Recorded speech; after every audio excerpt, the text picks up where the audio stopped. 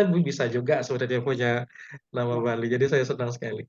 Jadi Pak Ketut banyak anak-anak yang dari alumni Undiksa yang PPG di tempat kami, jadi kadang-kadang ya beberapa kali kami interaksi ya dengan alumni-alumni Undiksa. Baik, izinkan saya mempresentasikan sedikit saja apa yang saya ketahui. Anak-anak di sini apakah mahasiswa S1 semua? Apa ada yang PPG juga, Bu Oka? Ada mahasiswa S1 dari 3 perguruan tinggi dan ada mahasiswa PPG juga, Bapak. Ya, dari Oh ya, juga nih, kami ikutkan nih. oh ya ya. Kalau ada kesempatan tolong videonya dihidupkan Ya, ya supaya kita bisa lihat ya. gimana. Saya ini kok lihat orang Bali ini cantik-cantik semua ya, Bu Oka ya. Apa penglihatan saya aja ya agak-agak goyang kalau di Bali ini ya, Pak gitu ya. Ini semuanya kayaknya petugas-petugas cantik. Memang orang Bali luar biasa ya, cantik-cantik alami sekali ya. Kalau kita lihat video-video zaman Belanda gitu ya, bagaimana Bali di masa lalu, waduh luar biasa, eksotis sekali. Baik, teman-teman, ini sedikit presentasi dari saya. Mohon izin saya untuk share screen.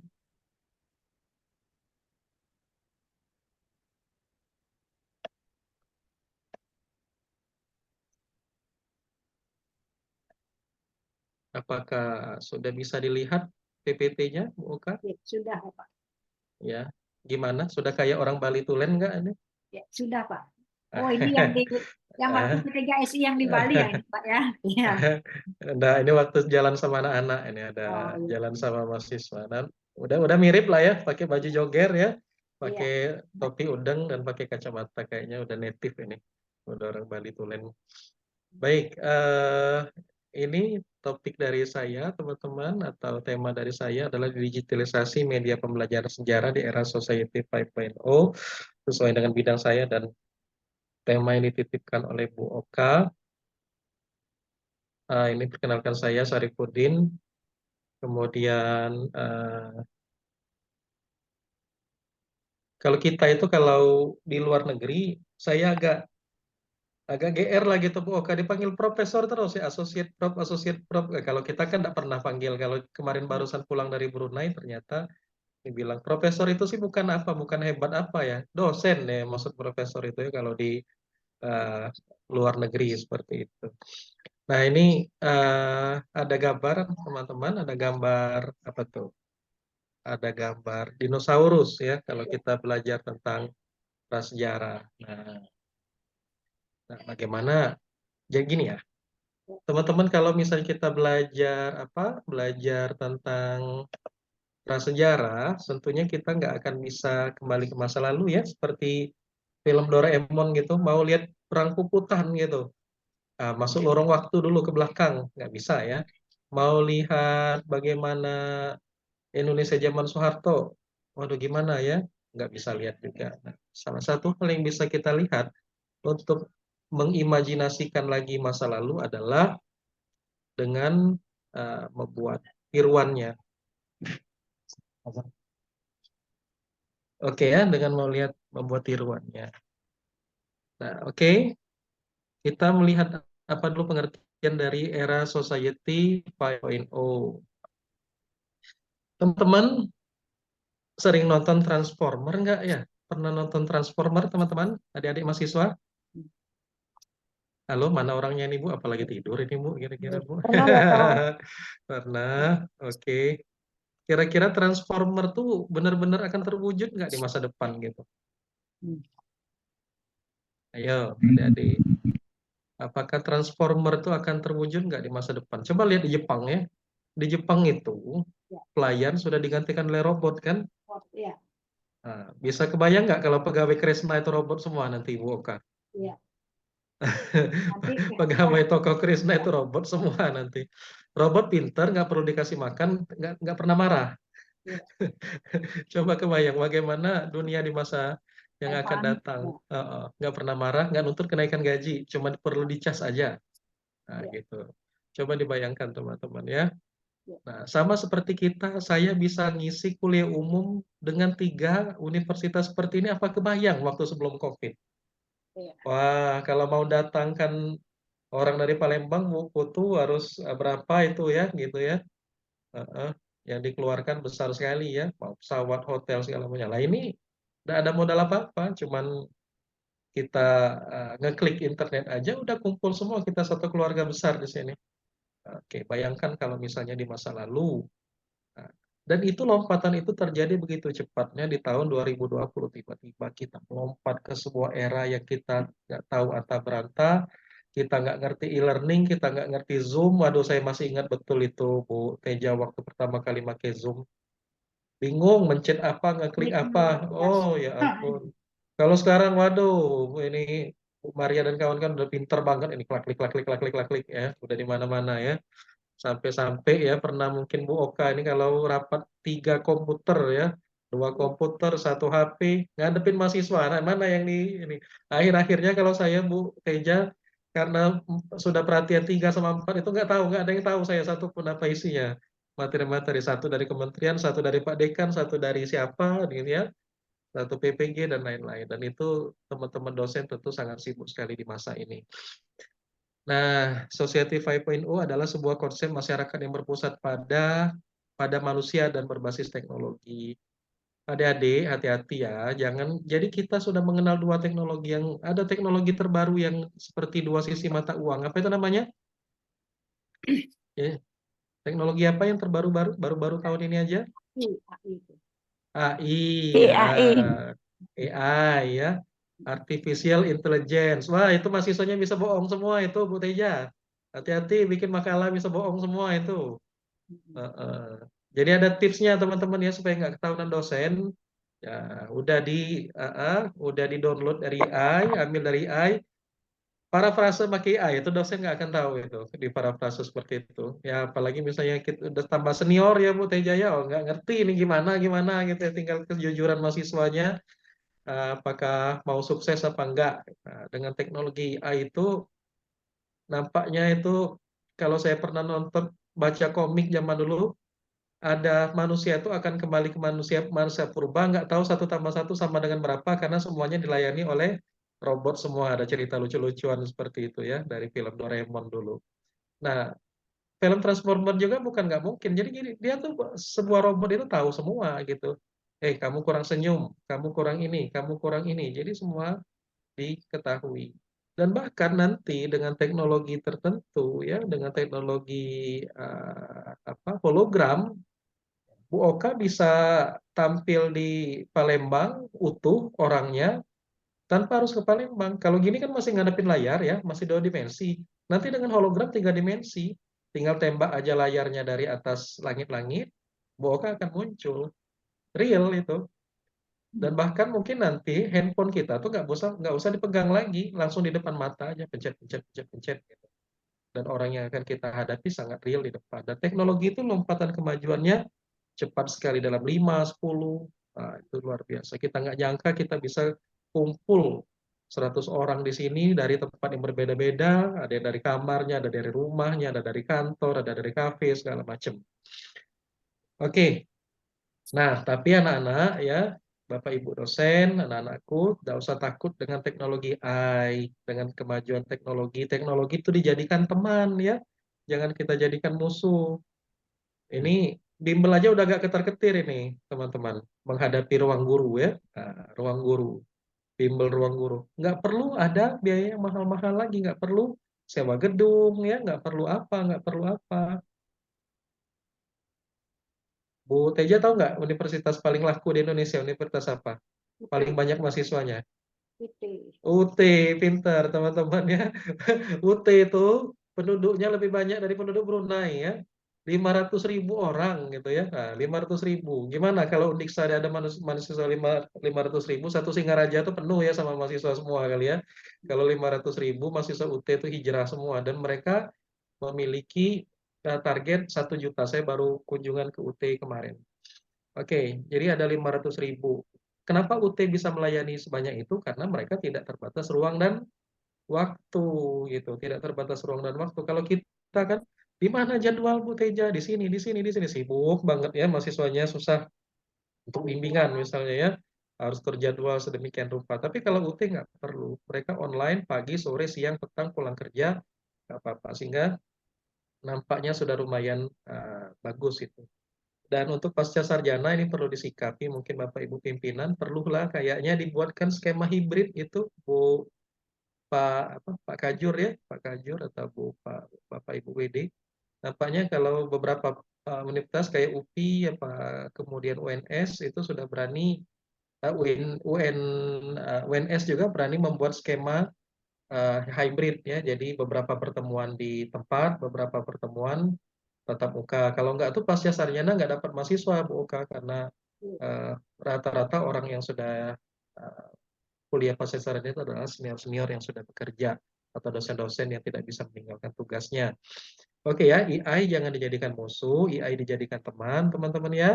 Nah, oke, bagaimana kita bisa membuat presentasi dengan baik dan seterusnya. Tetapi AI nggak bisa dipercaya 100% ya. Bisa jadi AI mengatakan Borobudur buatan Nabi Sulaiman katanya, kan itu bisa jadi itu. Kalau AI, kalau AI kan suka-sukanya aja Bu Oka. Apa Ya. yang ada data dari dia dikasih tahunya dia seperti itu gitu ya. Nah, makanya masih ada peran guru, masih ada peran manusia. Nah, tapi semakin canggih ya anak-anak, AI itu akan mengatakan seperti ini. Misalnya bagaimana teori revolusi Prancis gitu, apa revolusi industri Inggris. AI bisa jawab tanpa salah sama sekali loh, dan dia berdasarkan referensi, dan dia semakin pintar. Semakin hari semakin pintar. Nah, kita sebagai manusia, apa bedanya kita dengan mesin? Mesin tidak punya kebijaksanaan. Kalau manusia punya kebijaksanaan. Oke ya, dan kita yang mengendalikan mesin, bukan mesin mengendalikan manusia ya. Oke, jadi kita perlunya penguasaan Internet of Things pada dunia pendidikan. Semuanya sudah bisa internet ya. Aduh, ada ceritanya Bu Oka ya. Saya dapat satu kelas nenek-nenek semua Bu Oka, penonton banget saya ya. Satu kelas PPG ceritanya Bu Teja, nenek-nenek semua. Paling muda umur 56 tahun, ya, itu gawat betul saya. Gimana gitu ya. Paling muda umur 56 tahun, dia mau ngupload Google Drive nggak bisa dibuka segala macam. Tapi rupanya nenek-nenek bisa belajar juga ya, artinya tidak berbatas umur. Nah, jadi anak-anakku yang masih usia belia 8, 17, 18, 19, 20, 21 atau adik-adik PPG prajabatan yang masih sangat muda belia ini jangan sampai ketinggalan. Saya pernah juga nyumpain anak muda umur 41 tahun PPG nggak bisa nge-share PPT sama nggak bisa matiin Zoom. Aduh ya ampun, kata saya, masa di zaman sekarang nggak bisa Zoom. Itu karena ternyata teman-teman kita di daerah jarang sekali menggunakan platform teknologi. Nah, itu kita tidak bisa menyamaratakan satu sama lain. Internet ya, penggunaan internet udah di mana-mana, bisa di bandara dimanapun. Bahkan kakak ipar saya itu sekolahnya cuma taman SD, tapi ikut terus ya belanja-belanja online, live live live Facebook segala macam itu ya teman-teman ya. Oke, bayangkan aja itu kakak ipar saya di kampung, apalagi teman-teman yang di sini tentunya sudah biasa sekali menggunakan Bapak Ibu menggunakan learning management system ya, menggunakan berbagai media visual, audio visual dan seterusnya. Atau virtual atau augmented reality, nanti saya tunjukkan ya bagaimana virtual atau augmented reality tersebut. Virtual reality udah tahu ya teman-teman ya. Nanti saya kasih linknya bagaimana kita melihat bagaimana museum digital, bagaimana eh, apa namanya, bagaimana misalnya animasi-animasi tertentu sejarah, itu mahasiswa kami sudah banyak bikin seperti itu. Nah, terakhir pemanfaatan artificial intelligence. Ini seperti apalah ya, pisau bermata dua, sama kayak kita dulu gagap dengan internet ya. Internet bisa banyak hal-hal yang jelek segala macam. Rupa-rupanya internet banyak sekali hal kebaikan yang bisa kita dengar-dengar ceramah lah, dengar lagu, dengar musik rohani, dengar apa namanya, belajar tentang banyak hal ya. Kita bisa download berbagai materi. Nah, AI ini kita masih gagap juga ya menghadapi AI. Nah, jadi bagaimana teman-teman perlu ada strategi khusus bagaimana memanfaatkan artificial intelligence. Teman-teman dosen dan teman-teman guru, Bapak Ibu guru, nanti harus memanfaatkan AI. Ya. Jadi mudah sekali kita menggunakan AI itu, nggak perlu pinter-pinter ya, cukup ketik aja, langsung bisa bikin semua. Bisa bikin PPT, ya, bisa bikin esai, bahkan gawatnya Bu Oka nanti bisa bikin skripsi deh ya AI ini ya. Nah itu yang gawat betul itu. Tapi nggak akan mungkin, dosennya pasti lebih pintar daripada AI. Udah ketahuan mana yang hasil mahasiswanya, mana yang bukan. Oke, kemudian peran pendidik adalah pendidik diarahkan untuk mengembangkan keterampilan dan pengetahuan yang relevan dengan perkembangan teknologi yang memungkinkan akses yang lebih luas. Saya lanjutkan ya. Oke, ini teknologi digital. Nah, teknologi digital di sini menggunakan sistem operasi yang berjalan secara otomatis dengan menggunakan sistem komputerisasi ya. Kalau zaman dulu Bu Oka, kalau Bu Oka input nilai, ini kan sudah UAS ya? Sudah UAS belum? Belum Bapak. Meja? Bentar lagi ya? Sebentar lagi. Belum, Pak. Bentar lagi. Belum ya. Kalau Kemi sudah input nilai. Kalau UAS itu apa teman-teman saya pernah jadi guru SMA, aduh repot banget ya. Saya dulu pernah mungkin kalau di timbang-timbang udah berapa kilo itu kalau itu saya jual ke tukang loak itu hasil ujian mahasiswa itu dulu teman-teman saking banyaknya gitu ya. Input nilai satu-satu ya, kemudian kita kumpulkan. Wah, kalau sekarang taktik taktik taktik taktik taktik 15 menit satu mata kuliah selesai. Ah, gitu ya. Mudah sekali kalau sekarang, tidak terlalu sulit dengan sistem-sistem yang ada, sistem informasi, berbagai sistem informasi yang ada. Mahasiswa mau lihat jadwal, tinggal lihat simaknya aja. Mahasiswa mau ngunggah tugas, tinggal buka e-learningnya aja. Mahasiswa mau apa, ya enak sekali ya kalau zaman sekarang. Tetapi ada dua sisi mata uang ya. Teknologi itu mengakibatkan bagaimana hubungan antar manusia sekarang Menjadi renggang. kurang ya. Kalau dulu Bu Oka ya kita ya ngadepin dosen-dosen saya ada 10 meter saya udah lari Bu Oka nyari jalan lainnya. Saking kita segannya sama. Oh kalau sekarang anak-anak kita bahaya itu bisa bagi-bagi rokok Pak rokok ini katanya misalnya kalau anak-anak zaman sekarang nggak tahu ya karena media karena apa kalau dulu kan tontonan cuman TVRI doang ya atau RCTI lah kalau orang kaya ya gitu ya bisa nonton TV-TV seperti itu. Nah, tapi kalau sekarang dengan masuknya budaya asing dan sebagainya itu akan berat sekali. Tapi kalau Bali saya kira tidak ada masalah lagi dengan masuknya budaya asing, sangat kuat sekali dalam mempertahankan tradisi. Ya, ini pagar terakhir, salah satu pagar terakhir Nusantara lah ya dalam mempertahankan tradisi yang memang sepatutnya tetap harus dipertahankan. Jadi kalau sekarang kan anak-anak kita sudah seperti orang Korea bentuknya ya, rambutnya merah, kuning, hijau di langit yang biru. Kalau mahasiswa saya itu kalau FKIM nggak boleh itu ya, rambut merah, Ya, kuning itu ya. sama nggak boleh. Ya, sama nggak boleh. Harus pakai baju yang sopan dan lain-lain. Kalau mahasiswa di fakultas-fakultas lain, aduh ampun-ampun saya gitu ya.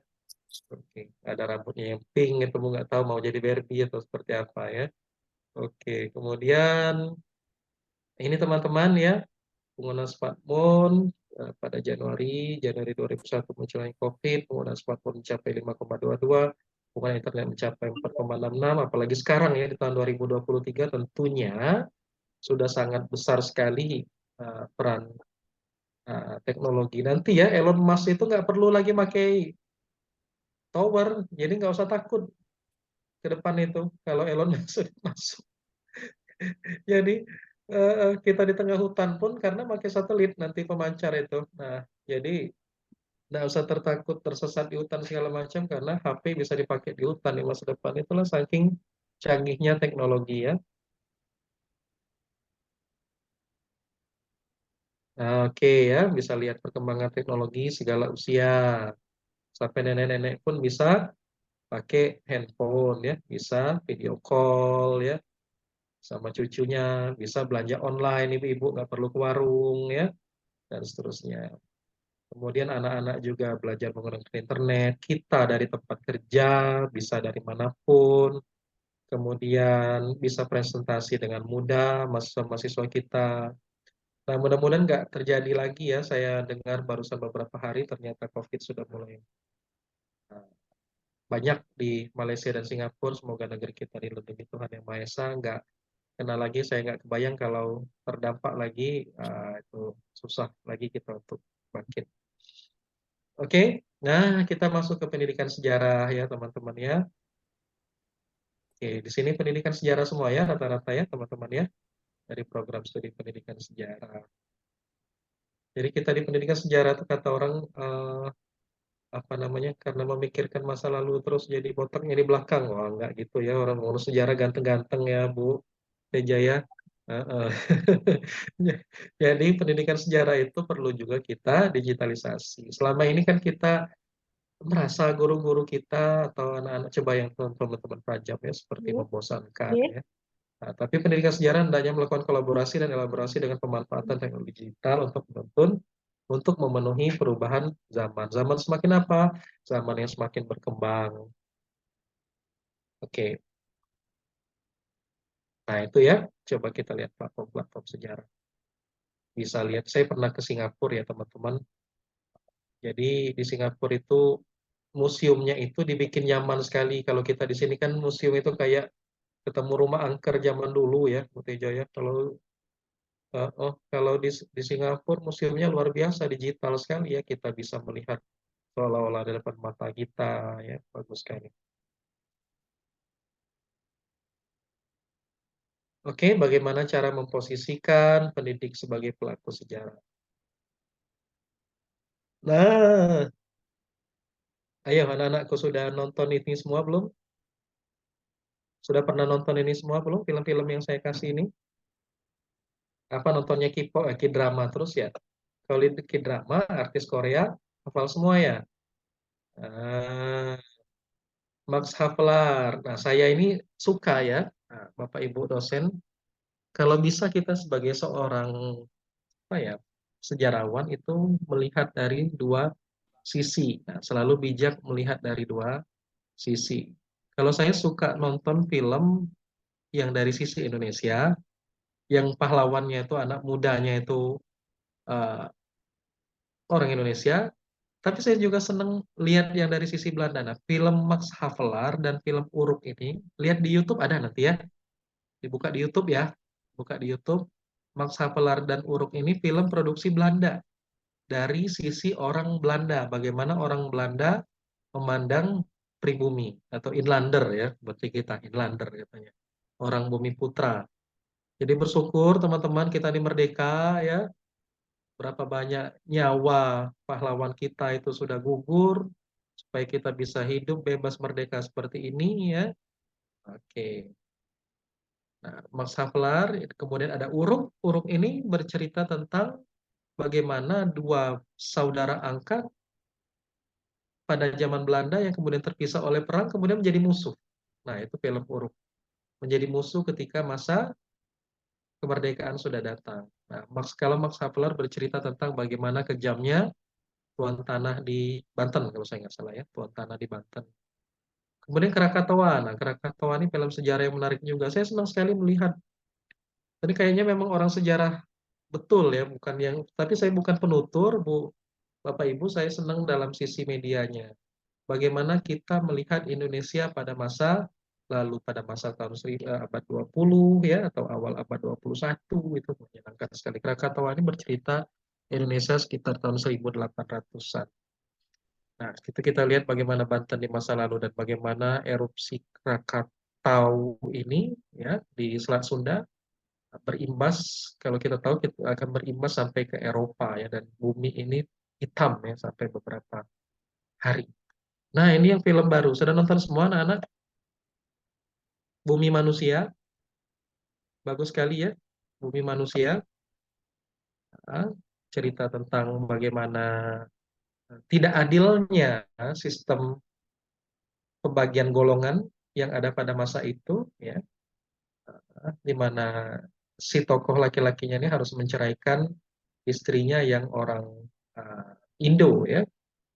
Jadi seperti itu sampai ekstrim seperti itu. Jadi kita bersyukur kita uh, mau menikah terserah sekarang ya, mau nikah sama bule boleh, mau nikah sama orang Cina boleh, mau nikah sama orang Aceh boleh dan seterusnya. Kalau zaman dulu tentunya dipisah-pisahkan dalam golongan-golongan. Kita ketahui ada golongan apa? Pertama Eropa ya teman-teman. Kedua Timur Jauh yaitu India dan Arab, dan ketiga golongan Bumi Putra. Nah, kita ini golongan Bumi Putra. Kemudian satu lagi, ada beberapa film. Nah, misalnya Tenggelamnya Kapal Van der Wijk. Oke, Tenggelamnya Kapal Van der Wijk ini karya dari Buya Hamka. Buya Hamka itu seorang sastrawan besar Indonesia, teman-teman ya. Buya Hamka, ada lagi satu lagi filmnya Di Bawah Naungan Ka'bah. Itu bagus sekali film-film seperti ini, dua film seperti ini, dan teman-teman wajib untuk menonton. bagaimana kolotnya, ya cerita masa lalu ya. Kalau kita tidak bisa memandang apple to apple masa lalu dengan masa sekarang. Tentunya di masa lalu orang orang berpedoman pada norma-norma yang dia pakai atau dianut pada masa lalu ya. Kalau sekarang misalnya Bu Teja anak orang 12 kan nggak mungkin ya. Ya, karena baru nikah, baru boleh peraturan negara di atas 17 tahun. Kalau dulu kan nenek-nenek kita, nenek saya itu nikah umur 13 tahun, wajar aja anaknya banyak gitu ya.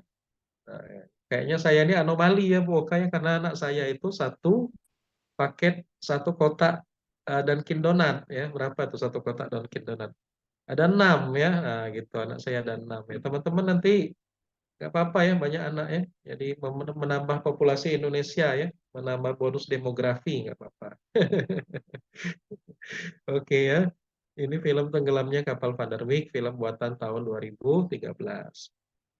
Ya, kita lanjut lagi.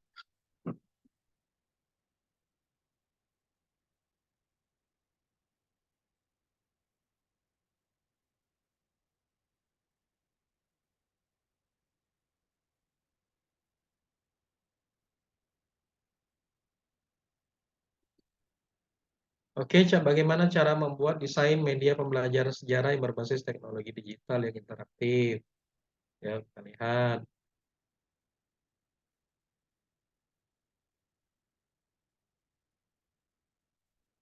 Kalau mahasiswa PPG tentu tidak akan asing dengan platform-platform ini ya. Udah pinter-pinter semua anak-anak kita, Bu. Apalagi yang ini ya, Bu Teja, yang mahasiswa prajabatan. Wah, itu anak-anak kita masih fresh graduate. Kita yang minta ajari sama mereka ya. Mereka bisa buat pakai TikTok, mereka bisa buat pakai KineMaster, Kahoot, Adobe After Effects, Filmora, dan lain-lain ya. Kalau yang udah senior-senior nggak usah pusing-pusing lah ya, mudah ya. Kita bikinkan aja ke mereka. Nah, bagi anak-anak yang masih muda, guru-guru yang masih muda, harus bisa nih bikin yang kayak kayak gini ya. Jadi bukan hanya TikTok ya, bukan hanya penikmat jadi TikToker ya, bukan hanya jadi YouTube, jadi YouTuber. Jadi YouTuber tuh bisa kaya loh teman-teman. Teman saya ada yang bisa kaya karena YouTube. Jadi bikin platform-platform pendidikan yang pendek-pendek aja misalnya teori, bagaimana teori belajar humanistik, misalnya. Dari belajar behavioral misalnya. Bagaimana kurikulum merdeka secara singkat, bagaimana untuk mengisi platform ini dan lain-lain. Nah, buatlah yang hal-hal sederhana dengan keyword yang mudah.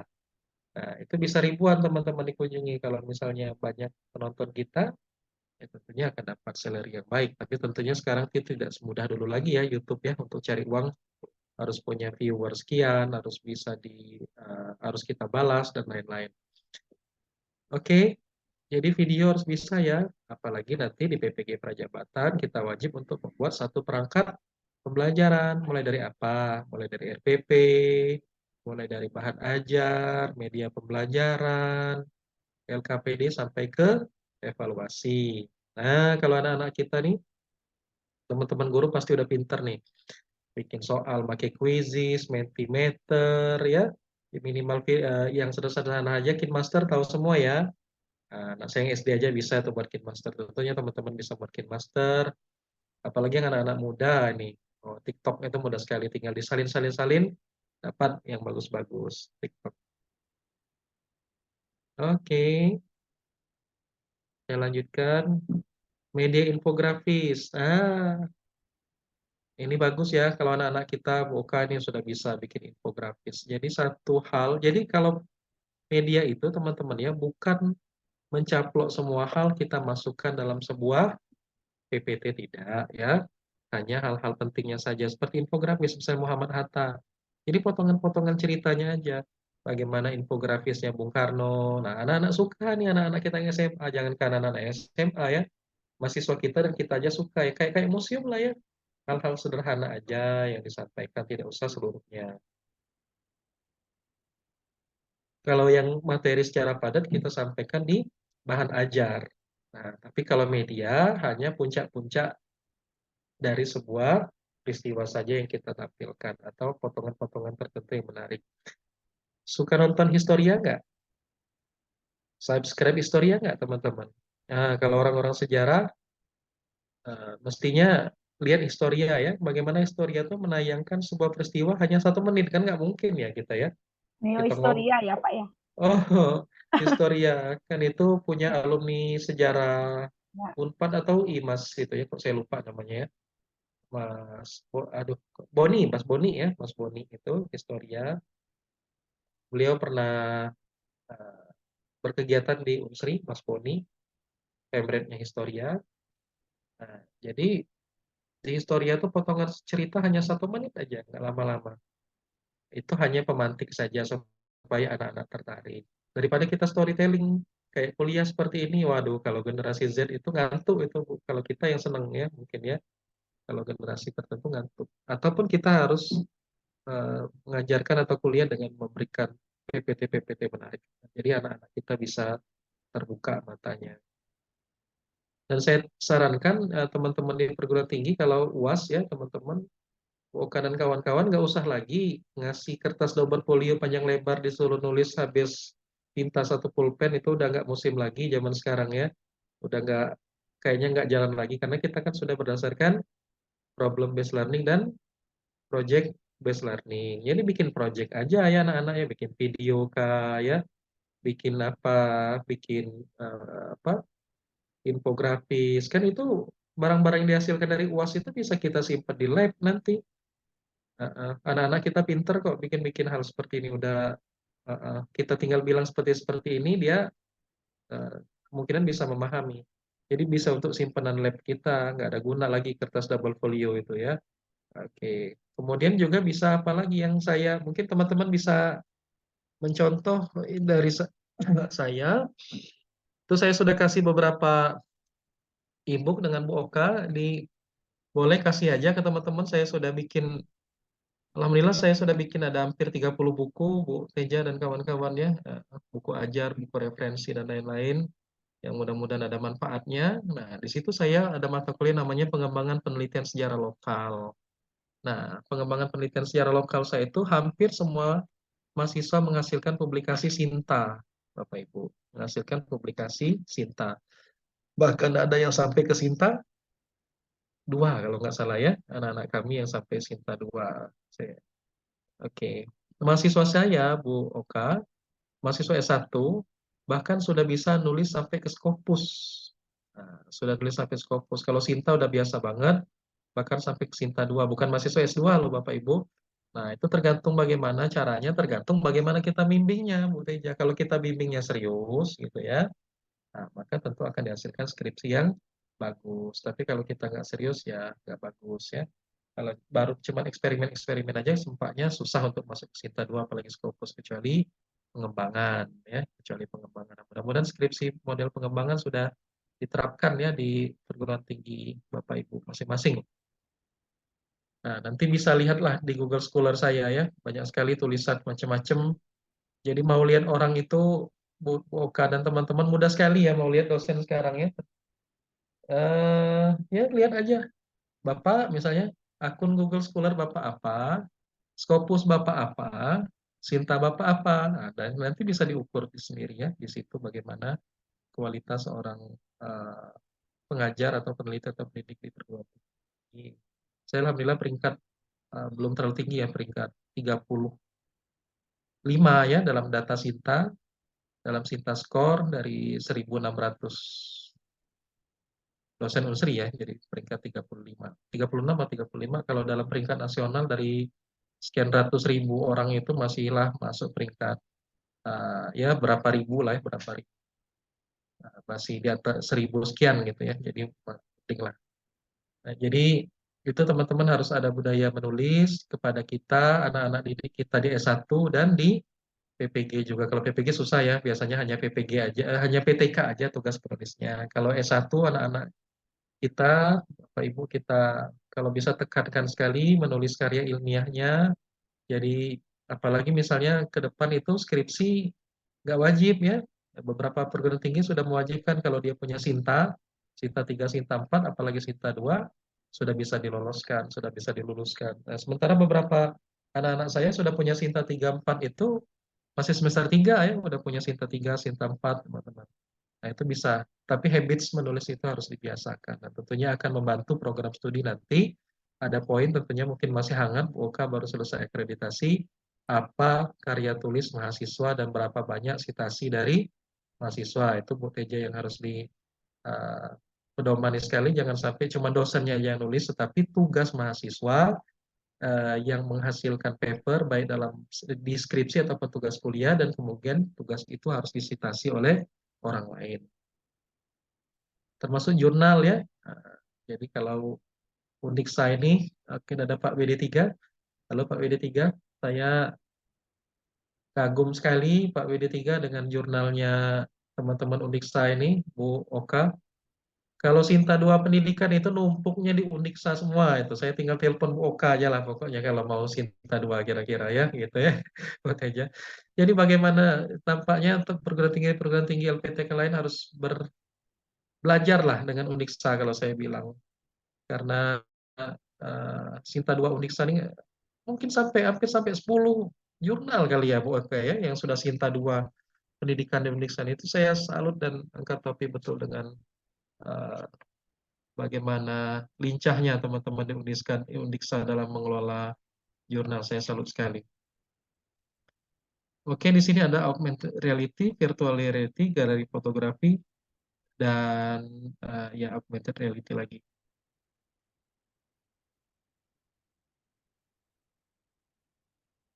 Nah, ini ada Museum BI virtual, ada Museum SMB 2 virtual, Museum Konferensi Asia Afrika virtual, ada tur arkeologi virtual dan museum nasional virtual. Nah, teman-teman tinggal pencet aja tuh link-link yang ada di sana.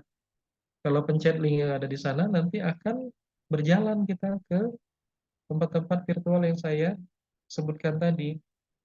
Dan saya juga sudah, dan mahasiswa saya pernah juga membuat kegiatan yang sama ya, dan pernah memvirtualkan Museum Sriwijaya.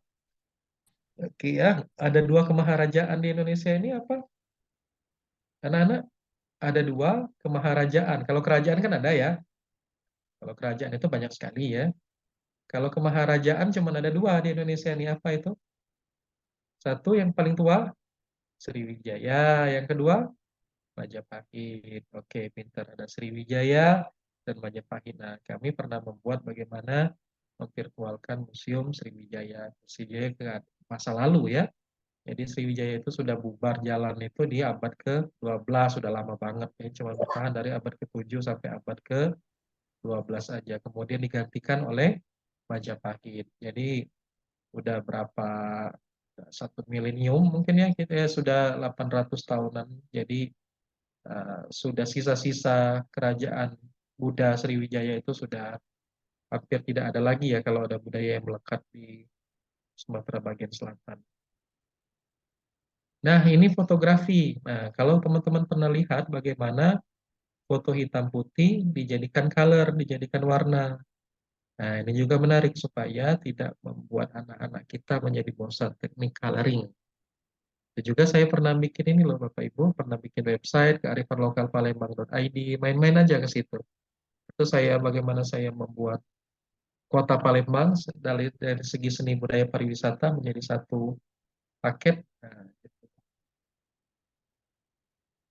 dalam penelitian yang dibiayai. Nah, sekarang kita belajar apa itu AI dalam bidang pendidikan dan terutama pemanfaatannya ya, teman-teman. Nah, AI ini bisa kita manfaatkan satu untuk personalisasi pembelajaran. Nah, kedua, pengajaran yang interaktif. Ketiga, evaluasi dan umpan balik otomatis. Keempat, penggunaan big data untuk peningkatan pendidikan. Kelima, pengembangan keterampilan kognitif. Dan keenam, aksesabilitas dan inklusivitas. Nah, teman-teman guru dipakai AI-nya, sayang kalau nggak dipakai ya. Karena AI ini pinter, big data ya. Dia bisa nyimpen data banyak banget ya. Foto-foto dan lain. Teman-teman, kalau big data punya ya, Google Foto ya. Kalau sekarang kan HP hilang misalnya, atau gimana ya, itu masih bisa kita selamatkan melalui Google Foto. Kita masukkan ke Google Foto. Data-data kita ada Google Drive. Tapi saking beratnya Google Drive ya teman-teman, kadang-kadang ya Google Drive itu nggak bisa lagi nyimpen data kita ya. harus beli ekstra Google Drive. Nah, luar biasa saking banyaknya data-data kita. Dan kita harus berhati-hati dengan data, jangan sampai klik-klik undangan pernikahan. Nah, ternyata virus ya, undangan pernikahan atau surat pajak. Kapan-kapan kok om saya ngirim surat pajak ke saya aneh-aneh aja dalam itu aplikasi lagi gitu ya. Ini kan pasti kena pajak ya. Ada lagi yang aneh-aneh ini Boka. Teman saya dari SD yang nggak pernah nelpon tiba-tiba nelpon bilang pinjem uang gitu ya kan aneh-aneh aja gitu ya. Apa benar apa enggak gitu ya. Bahkan sepupu saya juga bilang saya pernah nelpon nawarin mobil ya kapan-kapan saya jadi sales mobil kata saya gitu kerjaan kita sehari-hari di perguruan tinggi. Nah itu kayaknya kalau perempuan itu mudah kena hipnotis atau gimana gitu ya kayaknya target-targetnya itu perempuan gitu ya kalau yang teknik-teknik seperti itu. Nah dengan teknologi hati-hati juga jangan sembarang klik di Facebook, jangan sembarang klik di Instagram, jangan percaya obat ini obat manjur untuk menurunkan apa darah tinggi atau apa, wah, tapi nggak ada BPOM-nya atau apa karena iklan-iklan yang sembarangan aja bahkan ya teman-teman merasa percaya nggak percaya ya pernah nggak kejadian seperti ini teman-teman nelpon istri atau suami terus ngomong Pak nanti mau beliin sepeda anak nanti saya mau beliin sepeda anak oke tiba-tiba di beranda Instagram kita sudah ada iklan jual sepeda pernah nggak merasa teman-teman kok ini seperti ngerti dengan saya ayo atau tiba-tiba kita bilang, aduh, kepala saya sakit sekali. Di Instagram nanti langsung muncul obat sakit kepala. Jadi, ada kemampuan internet untuk membaca. Jadi kita tidak punya rahasia lagi loh teman-teman. Jangan sampai hati-hati loh benar ya. Kita jangan sampai mengirimkan suatu pesan yang nggak penting atau hal yang nggak benar melalui platform media apapun karena sekarang tidak ada rahasia lagi. Semuanya bisa diretas, apakah itu melalui email, melalui sosmed seperti Twitter, Instagram, Facebook, WhatsApp, Twitter, BlackBerry, dan lain-lain. Semuanya, kalau kata teman saya di kepolisian itu bisa diretas oleh cybercrime. Ya. Polisi bisa meretas, artinya kriminal-kriminal juga bisa meretas. Makanya kita jangan membuat hal yang tidak baik di sosmed kita. Jadi, tanganmu itu hati-hati ya dalam mengetik apa, mentweet apa. Jadi, jangan anak-anak dijadikan sosmed sebagai dinding curhat ya, tembok ratapan gitu ya. Skripsi susah sekali, nggak tamat-tamat, saya kesel banget. Ah, itu misalnya atau ini dan lain-lain. Nah, jadi itu kan bisa dibaca oleh halayak ramai, harus bisa dibaca oleh orang lain. Dan saya merasa sedih dan takut sekali ini Moka kok sekarang ini kok ramai ada mahasiswa bunuh diri ya. Bingung sekali saya ada beberapa kasus-kasus di Surabaya, di mana kok mahasiswa kita lemah sekali secara mental ya. Masa karena skripsi, karena apa itu sampai bunuh diri kok nggak punya iman gitu ya. Aneh sekali anak-anak zaman sekarang. Atau karena nonton film Korea, saya lihat itu orang-orang Korea tuh, orang Jepang Korea itu kalau kesel dia bunuh diri ya aneh-aneh aja. Kalau kita beda, orang Indonesia semakin kesel ya semakin banyak makan ya, semakin gendut ya. Kita kalau disertasi semakin banyak makan ya, bahkan semakin semakin mau jalan-jalan. Tapi kalau orang luar semakin stres kalau kita nggak apa-apa. Izin dulu.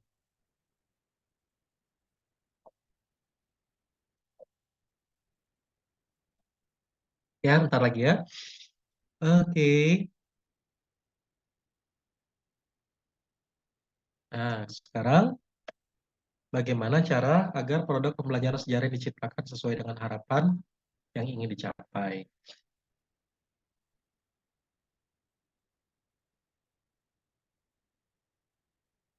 Oke ya, kita dalam membuat sebuah produk media pembelajaran, media digital, ada beberapa hal yang harus kita lakukan. Satu, melakukan observasi dan pengumpulan data. Kedua, melakukan perencanaan atau planning. Ketiga, melakukan pengembangan. Keempat, tahap uji coba. Dan kelima, melakukan revisi terhadap produk yang diuji cobakan. Nah, jadi sebenarnya kita nih kalau saya katakan, kalau kata dosen saya itu kita nih menganut sistem pendidikan apa gitu yang ala-ala apa gitu ya. Kalau di luar itu ya teman-teman, tidak ada pendidikan sejarah, pendidikan sosiologi, PPKN, nggak punya mereka. Yang mereka punya cuma satu, pendidikan. Mereka S1 umum dulu, baru ngambil spesialisasi, baru mengambil sertifikat menjadi seorang guru. Kalau kita kan di Indonesia sudah sangat dibagi ya secara parsial dari awal, bahkan sangat mikro sekali ya.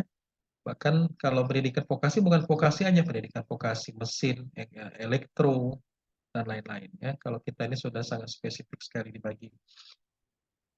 Nah, kita di pendidikan sejarah, teman-teman,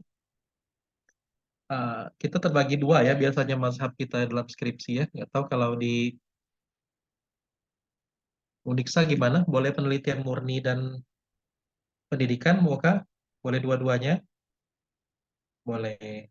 Kalau Bu Teja, boleh pendidikan Boleh, dua-duanya? boleh, Pak. Boleh. Boleh juga. Mayoritas anak-anak memilih apa? Murni atau pendidikan? Mayoritas murni, Pak. Oh, mayoritas murni. Kalau Bu Oka, mayoritas apa? Murni apa pendidikan, anak-anak? Oh, masih mute, Bu Oka? Ya. Jadi mereka kontennya adalah murni, nanti dipadukan dengan ini sebagai sumber belajar pengembangannya. Oh, ya, ya, baik. Bagus sekali. Oke, penggalian-penggalian sejarah lokal ya, terutama ya. Saya pikir kalau sejarah nasional nggak perlu lagi ya, karena sudah Ya, banyak ditulis oleh orang lain. Penggalian-penggalian sejarah, kalau saya suruh pulang ke kampungnya masing-masing ya, biasanya kadang. Karena di kampungnya yang dia bisa menggali apa yang ada. Kearifan lokal boleh ya, kita nggak saklek ya, hanya sejarah lokal, kearifan lokal juga boleh. Dan bagaimana ini menjadi konten edukasi, konten pendidikan, kita jadikan bahan ajar kah, media pembelajaran, atau hal-hal yang lain. Ya, nah, jadi itu berguna sebagai pendidik. Nah, jadi kita ini kan seperti apa ya, punya kelamin ganda lah, sebelah kaki kita adalah sejarawan, sebelah kaki kita adalah edukator atau pendidik gitu ya. Karena di visi pendidikan sejarah itu biasanya tiga, pasti sama, kemungkinan pasti sama kalau sudah MBKM nih Bu ya, Teja. Satu sebagai sejarawan, menjadikan sejarawan. ya, Kedua menjadikan pendidik sejarah, guru, dosen atau apapun ya. Ketiga menjadi entrepreneur ya. Nah, entrepreneur. Mungkin kalau di Bali nambah satu lagi pariwisata, mungkin ya kalau di Bali ya. ya, gitu. Menambah satu lagi pariwisata. Nah, di mana kita meletakkan kaki ya anak-anak kita, mahasiswa kita, anak-anakku sekalian, apakah kalian, kalau di mana, oh enak ya semuanya ya, ambil semua aja ya, nggak apa-apa ya, saya sejarawan, saya pendidik sejarah, saya entrepreneur sejarah, saya apalagi sekarang, Eh, saya pengelola pariwisata boleh. Dan satu lagi yang perlu ditekankan ya, Bapak Ibu, dalam konten digital. Nah, sekarang anak-anak ini kita sudah bukan di masanya lagi ya, tapi salah satu pilihan eh, job atau pekerjaan anak-anak itu di masa depan jadi konten kreator ya, konten kreator dalam bidang pendidikan. Dan kita tidak bisa memaksakan tentunya anak-anak S1 alumni kita untuk menjadi seorang guru lagi pada saat ini. Kayaknya S1 pendidikan ini ya tetap mazhab utamanya menjadi seorang guru, tetapi beberapa anak-anak saya tanya, kamu mau jadi guru nggak? Mau Pak, katanya. Saya mau banyak duit, katanya, kira-kira kan. Mau bikin warung gitu. Oh ya, nggak apa-apa gitu. Ada yang lagi yang apa, kerja di bank ya, macam-macam, nggak semuanya. Kalau mereka memutuskan hidup menjadi seorang guru, tentu harus melalui PPG Prajabatan. Nah, ini saya baru melakukan pelatihan ya, melalui penguatan asesor PPG Prajabatan. Nah, anak-anak yang sudah prajab itu sudah dikunci masa depannya, Bu, Bu Oka. Nggak boleh lagi masa depannya hanya satu, menjadi seorang guru, titik. Kalau dia tidak mau menjadi seorang guru, dari awal udah nggak diluluskan nanti PPG Prajabatannya. Dari Ya, awal sudah nggak diluluskan. Jadi tolong ditekankan, kebetulan ini dapat bocoran juga ya dari yang ya, baru kami pelatihan, anak-anak kita yang ikut PPG kalau ditanya mau jadi apa, mau jadi guru profesional, titik. Eh, Ketika ditanya mau jadi apa lagi, bilang aja ya nanti tambahannya apa. Nah, kalau misalnya dikatakan saya mau jadi pengusaha plus jadi guru, nah itu orang ragu. Kalau dia cita-citanya menjadi guru, nah baru diluluskan. Karena mahal, mahal sekali PPG Prajabatan ini, 2 semester gratis ya, bayar dosennya ya dan lain-lain. Nah, itu biaya yang sangat tinggi untuk mencetak seorang guru, jangan sampai sia-sia, karena perlu diketahui Bapak Ibu yang sudah PPG Prajab dan dinyatakan lolos, ada 100 orang mengundurkan diri. Apakah sayang itu ya? Tiba-tiba mungkin karena dipaksa orang tua, dipaksa keluarga, dipaksa apa, tidak mau menjadi seorang guru. Jadi kita tidak bisa memaksakan. Karena memang menjadi seorang guru itu ya panggilan jiwa ya salah satunya. Ada yang ditanyakan mau, ada anak ya, kalau ditanyakan nanti mau ditempatkan di seluruh Indonesia, jawabannya apa? Harus mau ya, ditempatkan di seluruh Indonesia, harus mau ya. Nanti pindah lagi ya, kalau sudah PNS ya urusan nanti lah, itu mau pindah lagi dekat sama orang tua ya. Ketika dikatakan mau menjadi seorang guru, mau ditempatkan di mana saja, mau ya. Hal-hal seperti itu harus ditekankan. Kembali ke skripsi tadi kata saya, teman. Jadi kita ada murni ya, kita meneliti sejarah secara murni, tentunya dengan metode sejarah, dengan heuristik, kritik sumber, dan lain-lain. Kita ini juga di pendidikan sejarah juga ada dua mazhab juga ya Bu Oka ya, teman-teman dari FIB dan teman-teman dari FIS ya, Fakultas Ilmu Budaya, dan teman-teman dari Fakultas Ilmu Sosial yang tentunya memiliki kadang kalau saya memiliki dua pandangan yang sangat ekstrim berbeda ya, tapi mudah-mudahan bisa disatukan pandangan-pandangan yang berbeda itu. Oke, yang pembuatan media tentunya harus melakukan tahapan-tahapan seperti ini agar dihasilkan produk yang valid.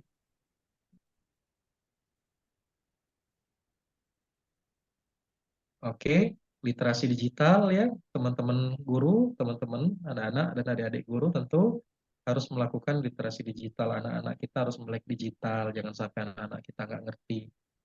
Dulu ya, zaman dulu saya pernah, udah lama ya, ada seorang guru zaman dulu pakai mouse ya, belum layar-layar sentuh ya, belum sekarang pun masih mouse ya PC.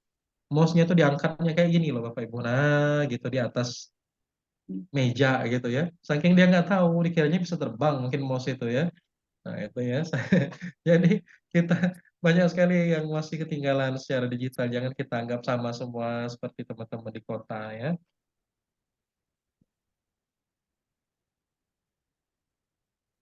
Oke, literasi digital adalah untuk kemampuan untuk mengakses, memahami, membuat, mengkomunikasikan, dan mengevaluasi informasi melalui teknologi digital. Teknologi digital dalam pendidikan sejarah dapat mencetak generasi yang mandiri, kreatif, inovatif, dan berkarakter. Nah, ini udah kayak orang Bali lagi nggak, Boka? Ya, sudah, Pak. Ah, sudah, ya aman lah sudah. Sah lah nama saya Ida Bagus Gede Saripudin ya kalau gitu. Oke, siap. Itu Mas Kadek saya kembalikan paparan singkat aja dari saya karena waktu kita jelas terbatas. Baik, itulah pemaparan materi yang sangat menginspirasi kita untuk menjadi guru sejarah lebih tepatnya agar bisa mengembangkan teknologi lagi ke depannya. Baik, untuk sesi selanjutnya adalah sesi tanya jawab. Silakan bagi peserta di Zoom meeting ini yang ingin mengajukan pertanyaan langsung kepada Bapak narasumber, silakan untuk raise hand atau mengetikkan pertanyaannya di kolom komentar. Terima kasih. Dipersilahkan.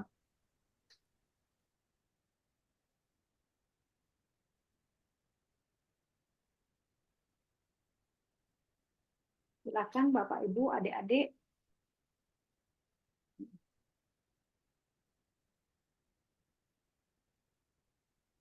Ini hari Minggu jalan-jalan mungkin Bu Oka sambil jogging di pinggir pantai Kuta nih teman-teman ini sambil buka HP, Ya, kita harus jogging. maklum, Pak, ya. Iya, sangat maklum sekali. Oke. Ada yang mau menyampaikan? Padahal ada 4 ini. Ya, kita ada beberapa menit lagi ya. Wah, kebanyakan tidak on cam. Iya, Ya. nggak apa-apa.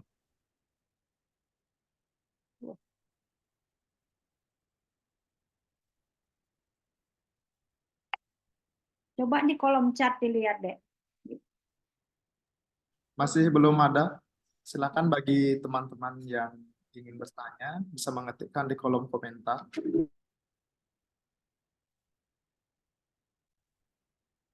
Silakan Bapak Ibu, barangkali yang PPG bisa menyampaikan, yang punya pengalaman sudah terjun sebagai guru Ya, manfaatkan ruang ini untuk bertanya kepada pakarnya ya, karena Bapaknya memang bidangnya di digitalisasi pengembangan media pembelajaran.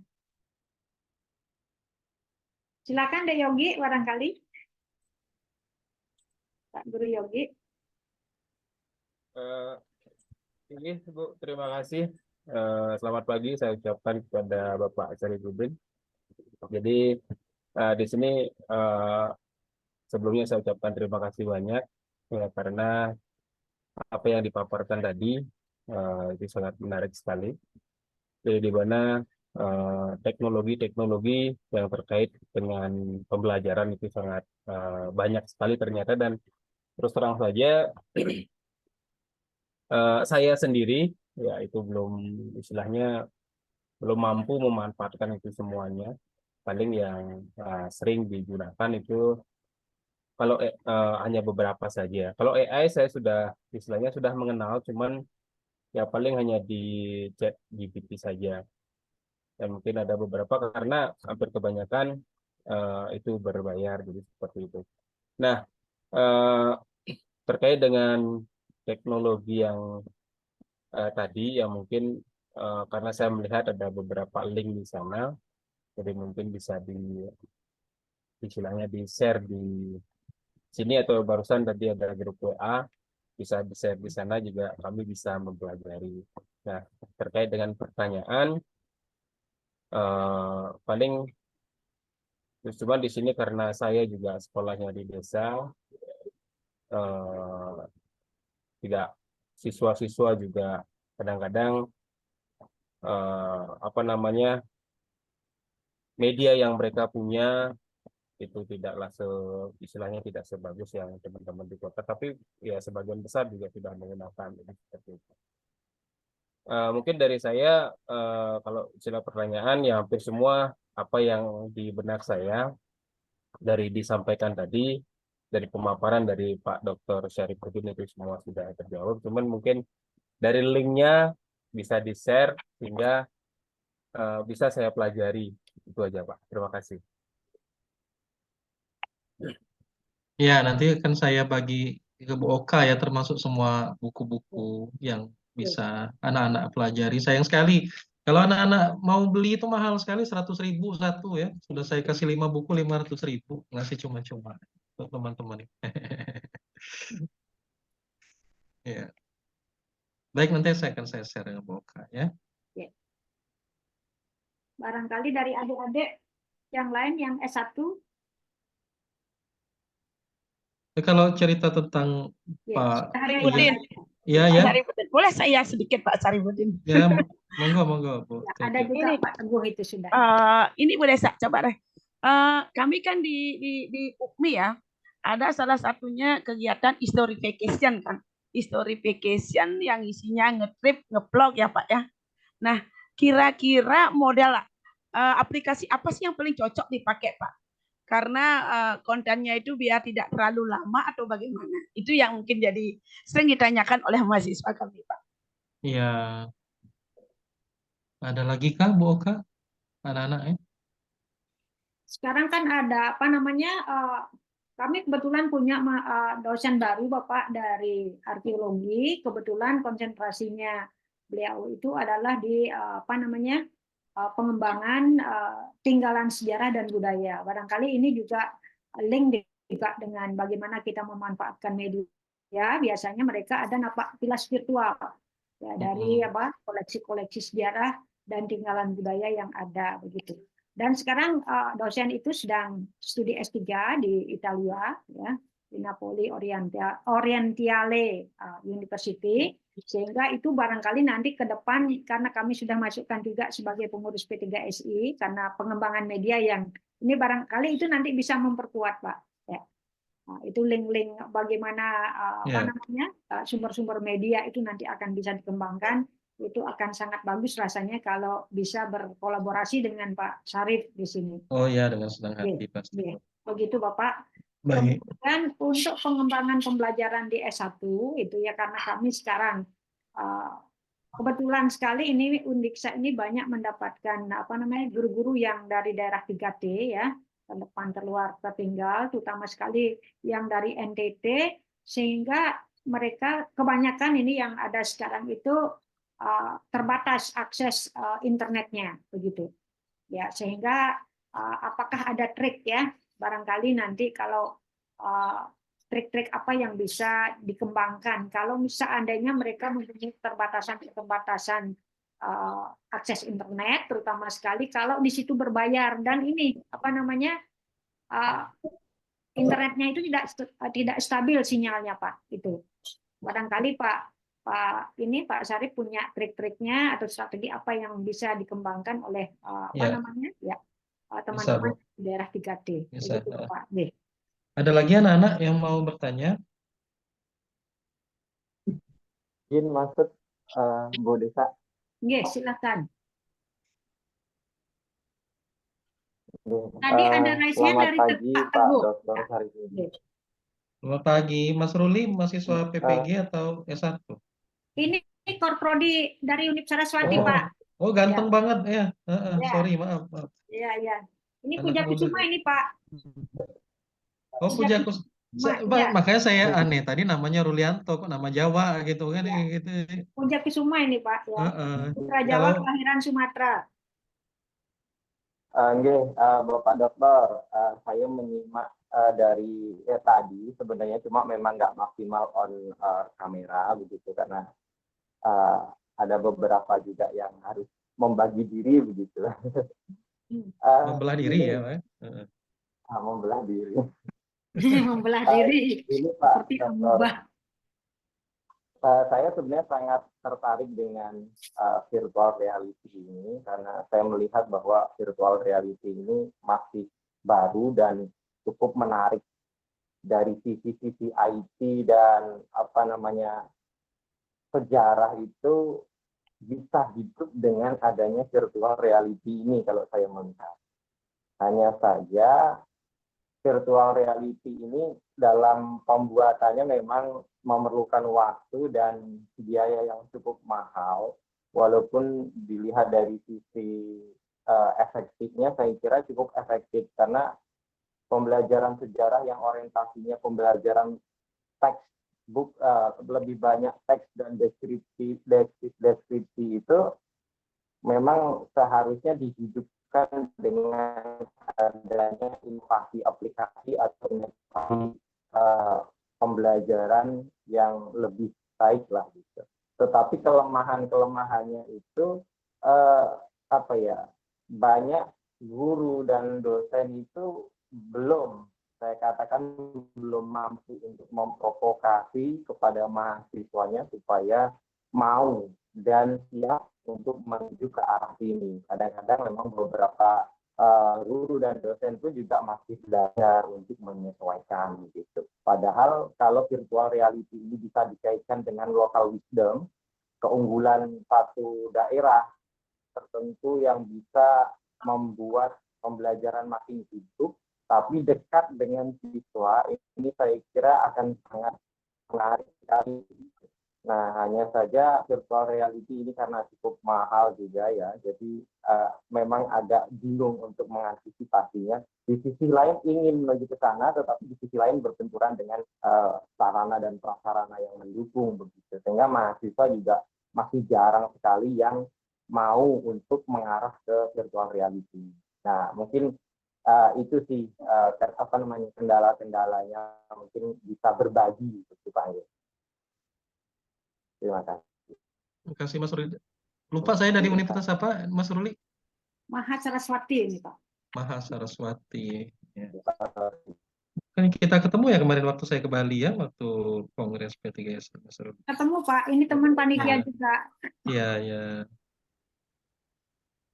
Ada lagi apa cukup, Bu Moka? Barangkali itu dulu. Ya, Ada baik. satu dari dua orang ini, Pak, dari Rizal Ipandi dan ya. Mas Teguh ya. Ya, sebentar saya jawab aja dulu ya, yang sudah ada 5. Senang sekali teman-teman kalau teman-teman tertarik ya, mau ya dengan materi kita pada hari ini. Open your mind ya teman-teman ya, membuka wawasan, walaupun yang saya ceritakan ini sedikit menghayal, nggak apa-apa ya, karena Zoom ini juga menghayal di masa lalu ya teman-teman ya. Dulu juga orang menghayal mau naik pesawat terbang, rupa-rupanya bisa naik betul manusia. Melakukan berbagai eksperimen. Dulu juga orang menghayal mau ketemu langsung tatap muka, ternyata bisa betul. Dan nanti sebentar lagi di masa depan juga ini mudah, semakin akan canggih ya. Nah, untuk teman-teman yang 3T, itu nggak masalah ya kalau teman-teman 3T. Jadi tidak harus, jadi teknologi itu, kalau teknologi digital ya berbasiskan internet ya. Tapi kalau teman-teman 3T, coba kita lihat UT. UT itu bisa eksis sampai sekarang karena apa? Coba teman-teman, yang 3T di covernya nggak sama UT. Apa cuman internet aja?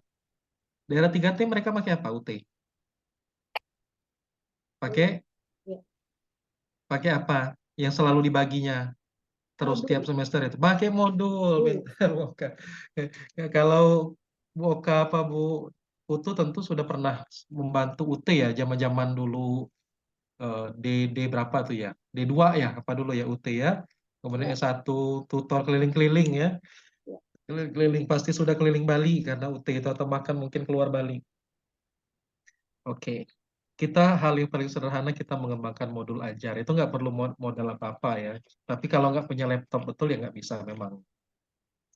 Nggak punya laptop betul kita pakai apa? Pakai kertas gitu ya. Untuk bikin media, pakai karton gitu. Nah, itu banyak sekali hal-hal yang bisa kita lakukan. Tapi tentu digital tidak mungkin. Paling enggak kita membuat platform apa, menulis apa, teman-teman guru, kemudian bikin PPT sederhana, nggak ada listrik juga. Ya, bikin apalah media-media menggunakan karton, menggunakan eh, media-media sederhana lainnya.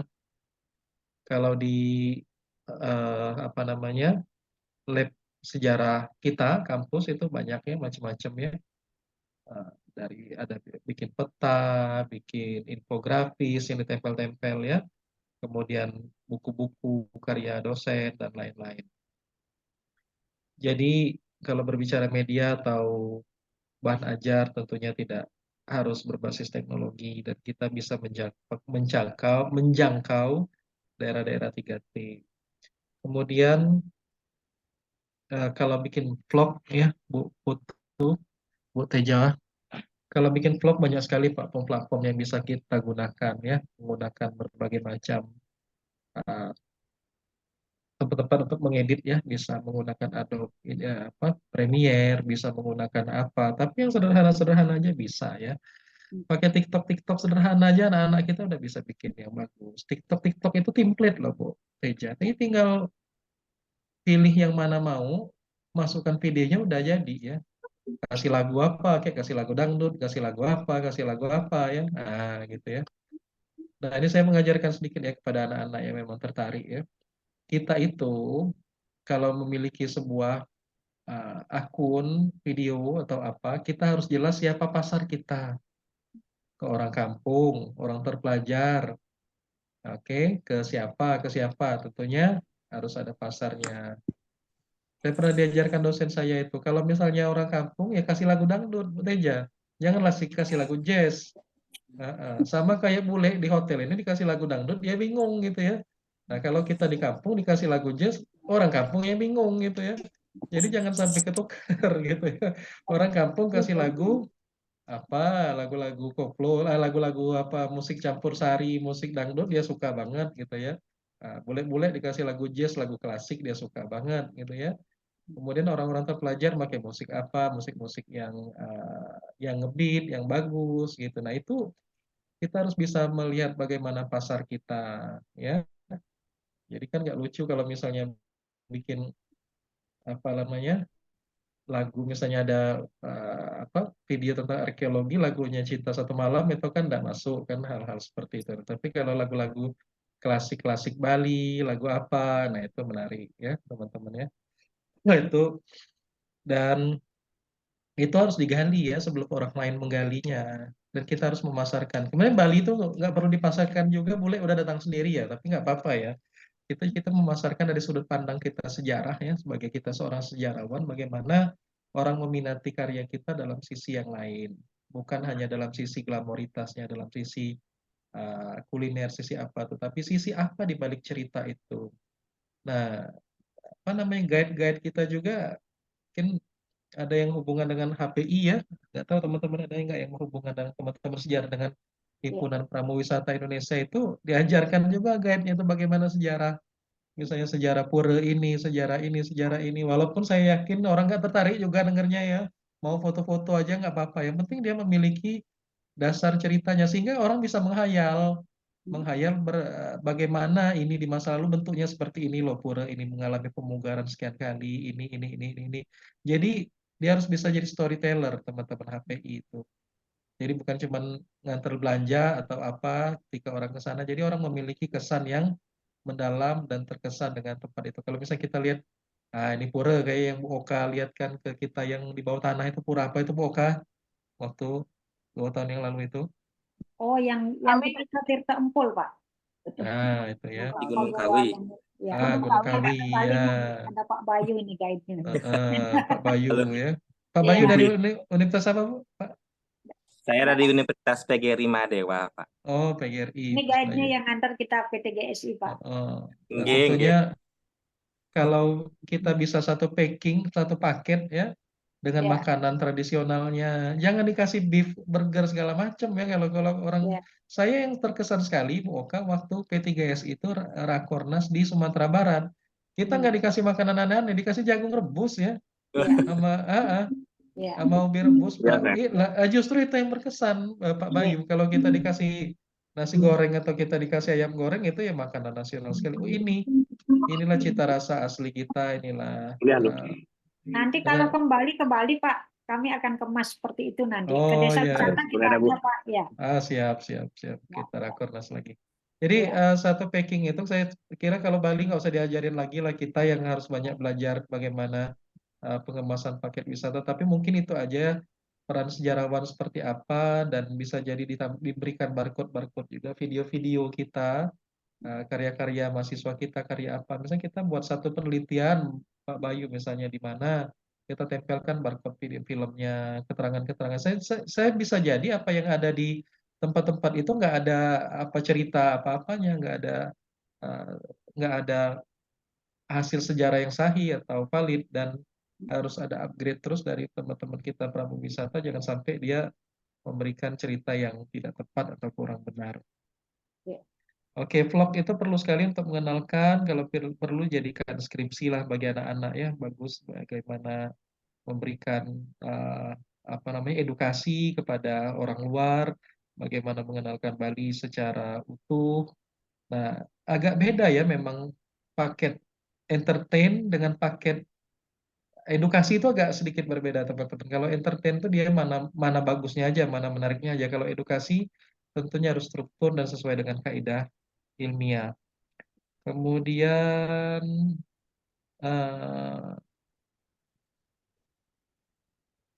guru dan dosen belum VR adalah barang yang mahal kata Mas ini tadi ya, kata Mas Kaprodi. Jadi VR memang mahal sekali teman-teman dan kita biarlah itu berjalan sesuai dengan alurnya kata Mas Rulianto tadi, biar nggak apa-apa. Memang ini sesuatu yang mahal dan ini akan menjadi sesuatu yang akan lumrah saya kira dalam 5-10 tahun lagi. Jadi kita harus satu langkah lebih maju, tahu apa itu, minimal tahu aja ya. Kami baru beli barangnya itu Bu Oka, berapa ya kami beli ya, perangkat yang macam-macam itu untuk lab pengajaran sampai dapat hibah 1,6 miliar Bu Oka. Mahal banget itu ya perangkat-perangkat VR itu. Komputernya aja Mas Ruli itu nggak bisa komputer kaleng-kaleng Mas Ruli. Ya. Itu komputer nariknya itu bisa jadi yang harga 50 jutaan atau berapa untuk bikinnya. Itu baru komputernya doang ya, belum kacamatanya, belum programnya. Nah, yang paling mahal apa Mas Rudi? Bukan itu yang paling mahal. Ayo coba teman-teman tebak. Yang paling mahal apa? Aplikasinya barangkali. Yang paling mahal itu Bu Oka SDM-nya, itu yang paling mahal itu. Orang yang bisa bikinnya itu yang mahal itu. Ya, tepat sekali Pak. Tepat Itu sekali. yang paling mahal. Jadi seorang dosen Mas Bayu ini kalau mau bisa bikin VR, dia harus dibebas tugaskan dulu setahun itu untuk belajar itu doang, nggak belajar nggak ngapa-ngapain gitu ya. Nanti berhenti dia jadi dosen, Pak. Nah, Dia itu maksud saya nggak mungkin. ini kan dia. Ya. Artinya kemungkinan kita harus rekrut SDM betul, misalnya rekrut orang-orang yang dari multimedia, dari mana. Nah, kita orang sejarah ini nggak perlu pusing, nggak perlu harus belajar bagaimana trik-trik bikin avatar-avatar seperti itu. Kita memberikan flowchart, memberikan storyboard, kita maunya seperti ini, mereka yang menciptakan. Nah, makanya nanti kalau yang Boka ada penerimaan ASN, untuk laporan, saya sarankan minta laporan dengan formasi dari S1 multimedia. Ya. Nah, itu yang kita bisa dapat tenaga gratis, nggak akan lari. Nah, Ya. kalau orang multimedia ini, Pak Bayu, sekali menjem aja gitu ya, kerja 2-3 jam, itu gaji dosen 1 bulan itu. Ya. Dia bisa, gaji dosen 1 bulan, dia bisa ngerjakan dalam berapa jam. Nah, kalau yang dia sudah benar-benar mahir. Nah, kalau kita ikat ya, sebagai ASN katakan atau sebagai apa, nah itu mudah-mudahan dia mau ya, karena tenaga ini memang tenaga yang amat sangat langka ya. Saya tahu betul itu karena saya bergerak di bidang ini. Kalau di Palembang itu orang yang bisa itu mungkin 5 biji kebanyakan kali se-Palembang itu, yang bisa satu provinsi itu 5 orang aja udah banyak banget gitu ya. Dan di Bali juga saya nggak yakin, mungkin lebih dari 10 orang yang memiliki kemampuan pembuatan VR itu nggak akan lebih dari segitu ya, yang memang benar-benar orang profesional. 10 aja udah hebat sekali dan harganya mahal sekali gitu ya. Nah, kalau kita mau mencetak SDM yang seperti itu, nah bagus sekali. Dia bisa jadikan game developer, nanti pembuatan game sejarah, apalagi Pak WD3 akan menghadapi apa? PTNBH. Bu Oka disuruh cari duit, pusing Bu Oka disuruh cari duit dari mana.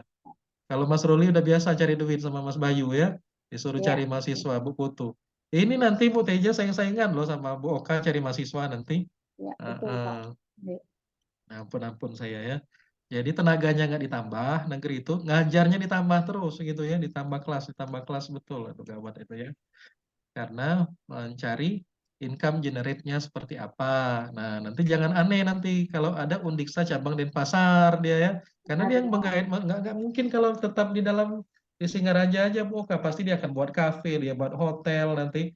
Mau nggak mau itu akan ada hal-hal seperti itu, buat kafe, buat hotel, buat kelas jauh, buat apalagi namanya hal-hal lain. Makanya kampus PTNBH harus punya percetakan dan harus punya pusat sumber belajar, tempat produksi berbagai bahan ajar yang bisa dijual, termasuk website, VR, e-learning, dan lain-lain. Dia harus jadi betul-betul perusahaan. Dan nanti kalau PTNBH, ya resikonya gaji ya kemungkinan menurun ya, karena bukan naik bukan, justru turun bukan, karena apa namanya, disuruh nyari sendiri, kecuali kampusnya itu kampus kaya ya, katakanlah UI ya atau apa ya. Nah, maka dia bisa cari uang sendiri dan bisa lebih banyak lagi penghasilan dibandingkan masih BLU ya, PTN BLU ya.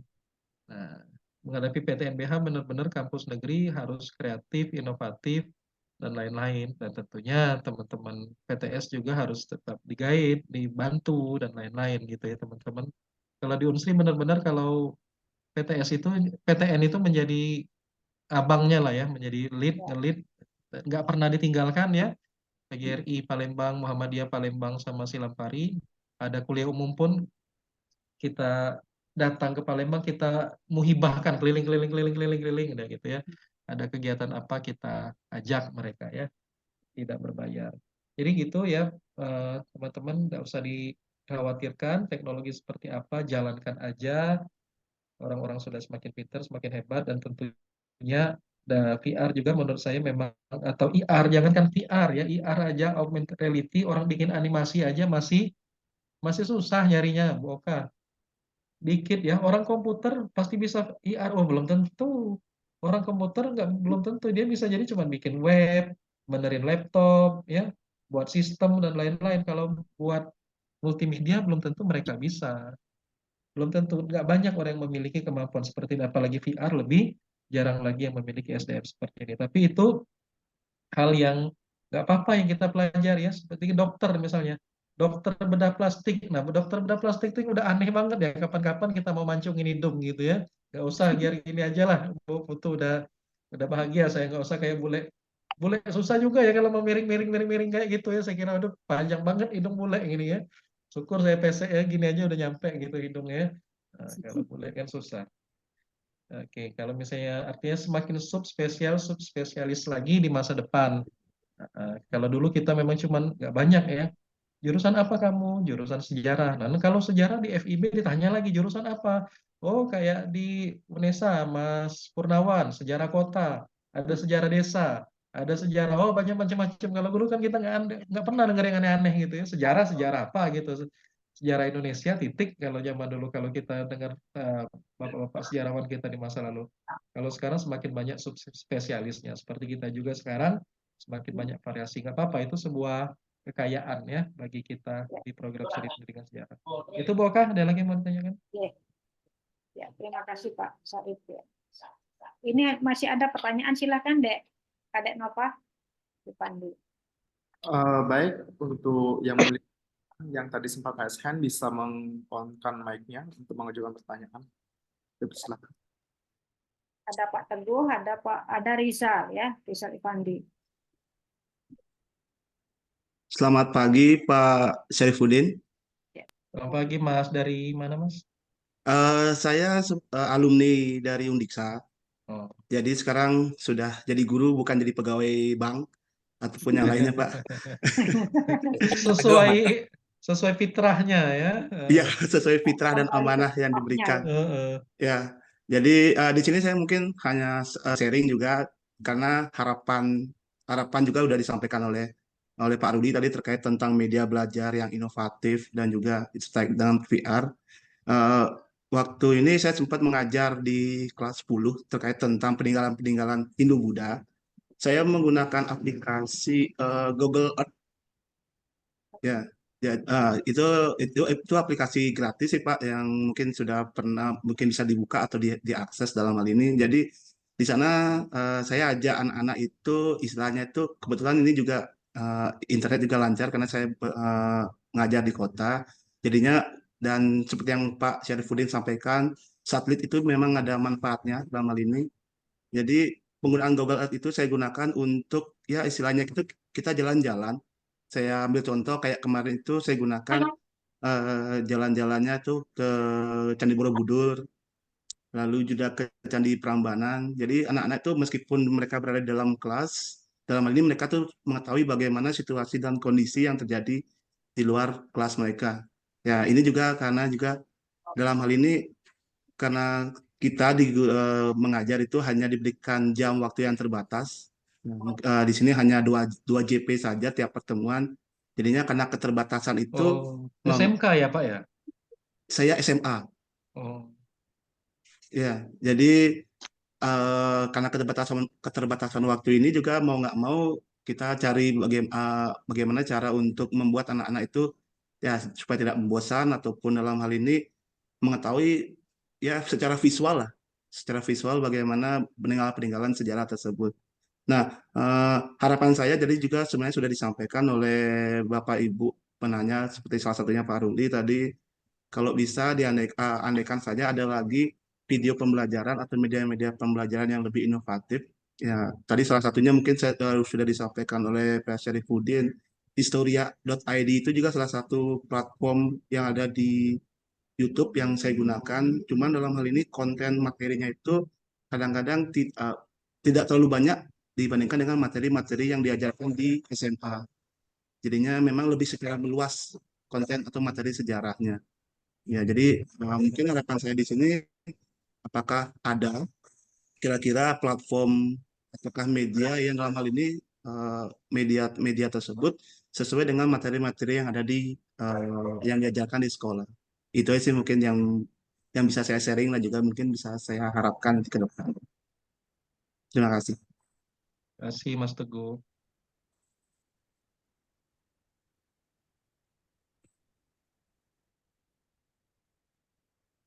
Ada lagi Mas Kadek?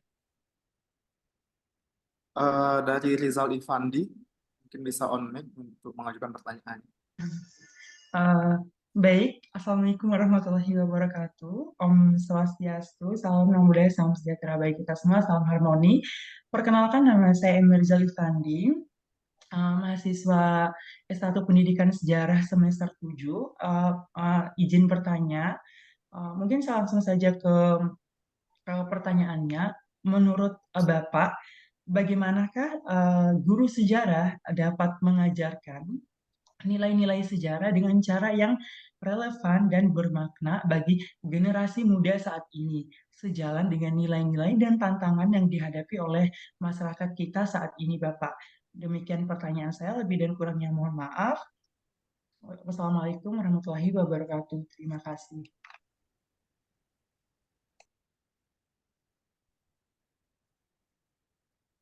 Ya, masih mute Mas Gade. Baik, untuk selanjutnya pertanyaan dari Mary. Tadi silahkan.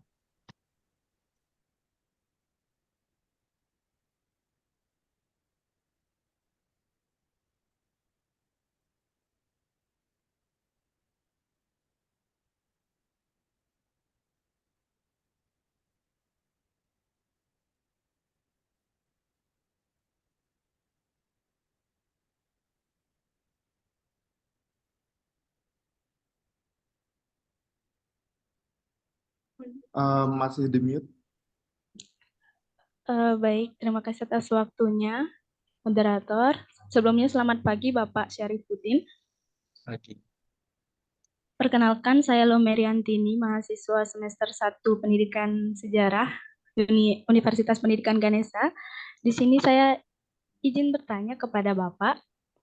Di sini tadi saya sudah menyimak PPT Bapak, di mana pada era Super Smart Society 5.0 ini terdapat 4 kemampuan utama yang perlu dimiliki oleh peserta didik, yakni 4C, yaitu creativity, critical thinking, communication, dan collaboration. Nah, pertanyaan saya adalah bagaimana dunia pendidikan di Indonesia ini bisa menghadapi perubahan paradigma dalam era digitalisasi Super Smart Society 5.0 ini. Terima kasih. Baik, mungkin itu dulu pertanyaan pada sesi ini, Pak Syarif. Mungkin bisa dijawab terlebih dahulu. Terima kasih. Ya, makasih. Makasih adik-adik dan anak-anakku semua. Kalau kita di FKIP itu manggil mahasiswa anak pokoknya. Karena kita anggap ini anak semua. Kalau kita tuh